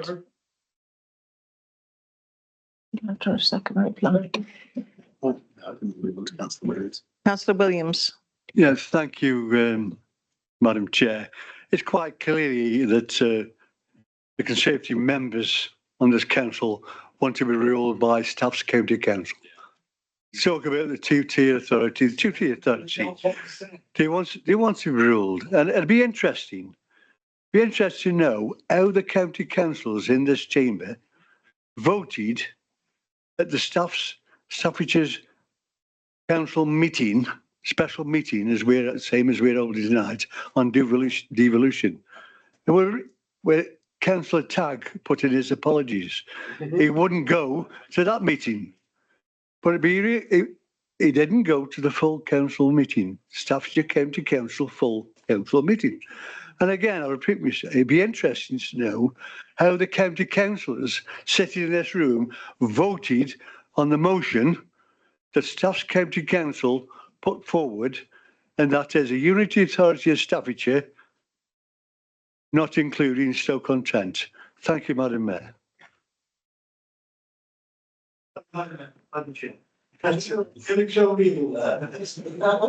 Listen, flattery will get you anywhere. Thank you very much. Any more members got any comments or points that they want to make? So, on the original motion, agenda item 5, as presented by Councillor Sweeney, no? As presented by Councillor Tagg for the response to the local government reorganisation. The motion has been moved, seconded and debated. Okay, but just before that, we have Councillor Tagg as the mover of this substantive motion to please sum up the debate. Thank you, Madam Chair, and thank you for chairing the meeting tonight. I think a very good performance under difficult circumstances. Yes, thank you. I mean, I think it was Councillor Fear that said it seems as if we're backsliding back to the previous meeting, and I think that was clear in Councillor Stubbs's comments. Bigger was beginning to be better again. But I would just pull him back on one thing, and he said that we couldn't have devolution without the two-tier, or words to that effect. As I said at the beginning, and remind people again, we had a devolution deal up and ready to go, heard that before, haven't we, in September, which could have been accepted by the government in the new year, and we could now be starting to implement it as one of the front runners on a leaders board model for devolution that would have done all of those things which it says in the report that a strategic authority could do, and that would have been our strategic authority. You know, and then you argue about whether you have a mayor or not, don't you, after that, of course. But so that Devo would have been delivered in the two-tier system, quite clearly, keeping costs down if it's done by the leaders board, because that is that all the leaders of the districts, the county and the city all working together without having to have a mayoral layer above it, which is the added cost, isn't it? And I think working together, been urged to work together. Well, that's what we've been doing with our colleagues and trying to work together to get to agreements, etc. over the last few weeks. Councillor Williams, I wasn't at the County Council meeting because I was at the DCN conference with my district hat on, listening to the Minister listening to the other minister who's in the Lords, and also listening to other colleagues from across the country. At the cabinet meeting, I said that I wasn't going to take part because my view was quite clear that I wanted Newcastle to remain independent. So quite clearly on that, I can answer that question completely. And by the way, it was a free vote at the county council as well. So the council will have voted the way that they did on that. I think talking about parishes, Councillor Jones and Councillor Crisp, I think Councillor Crisp is talking about his Pacific Parish Council, which is orderly, which is, you know, one of the, as he said, the highest precept in the country in the borough. But it's one of those pretty high up, I think, in all of the top quartile of the country, if you look at the facts and figures. But then, of course, Councillor Jones is quite right on the work that parish councils do. Keele, for example, is brilliant. And also co-opted councillors can do a really good job. I understand there's a brand new co-opted councillor on to Kidgrove Town Council, who I'm sure will do an amazing job of representing the people of Kidsgrove. But coming back to the recommendations before us, I think I think there's misunderstandings again being put forward since the amendment was defeated. And if you were to look at page 7, option 9, which talks about the various options to be investigated or not taken further, we were asked by the government to put in proposals for investigation. And the ministers and civil servants are quite clear that they're expecting this just to be a temperature check with no detailed analysis. That's the stage we're at the moment. So I agree with everybody in this council. It's been my view at the previous meeting. It's the reason for the petition that Newcastle should either stay within the two-tier system, therefore independence as a borough, or it should be a unitary borough. So that's clear in our recommendations, that we want a referendum, that we want the government to pay for this if there is going to be forced reorganisation, so we don't have to cut services, so we don't have to put up council tax, and all the other things we've talked about, and the boundary changes need to take place. But first and foremost, I think we've got to get this submission in on Friday. That's the deadline for the government, and I intend to submit this, if voted through, in a few minutes. As you'll see on one of the recommendations, though, recommendation E, no, sorry, over the page, too many. Recommendation N, authorise the leader in conjunction with the chief executive to make any updates to the plan following this meeting before submission. And I think, having listened to the debate tonight, I am willing to clearly state in the document that goes in that Newcastle Unitary is our, preferred, strongest option. I think now I've heard the voice tonight, I'm willing to do that. So what I want to do now, I think, Mr. Mayor, going back in time, Madam Chairman, is that we should move to the vote on the recommendations before us, and so we can move forward together. And I hope we'll get the support of the opposition on this, so we can fight Newcastle's corner and also ensure on that devolution side, on the strategic forest side, we put forward a positive again to the government to say, give us those powers, vest them in Staffordshire, so we can have all of those benefits of enterprise funding, skills funding, transport funding. That doesn't need forced local government ordination. We don't need to lose the borough to do that. We can do that, but this has been brought in at the last minute. Think again. And as has been said, I think, by Councillor Fee before I sum up, our MP has a massive role to play in this. He is our voice in Westminster. He can get the government to change their mind if he puts his mind to it and finds other colleagues across the county in the same boat. I would say the MP for Telford and Wrekin is in a similar situation, and get this changed. Thank you, Madam Chairman. Thank you, Councillor Tagg, as the mover of the substantive motion, just in summing up the debate. So the motion has now been moved, seconded and debated. So we move to the vote. All those in favour?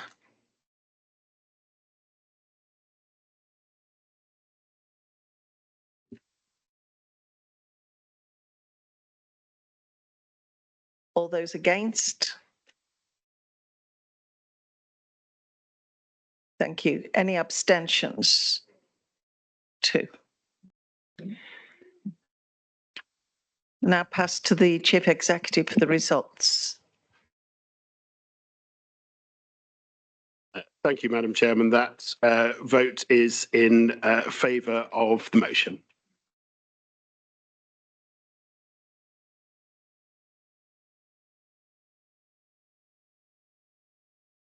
Agenda item 6 refers to confidential business.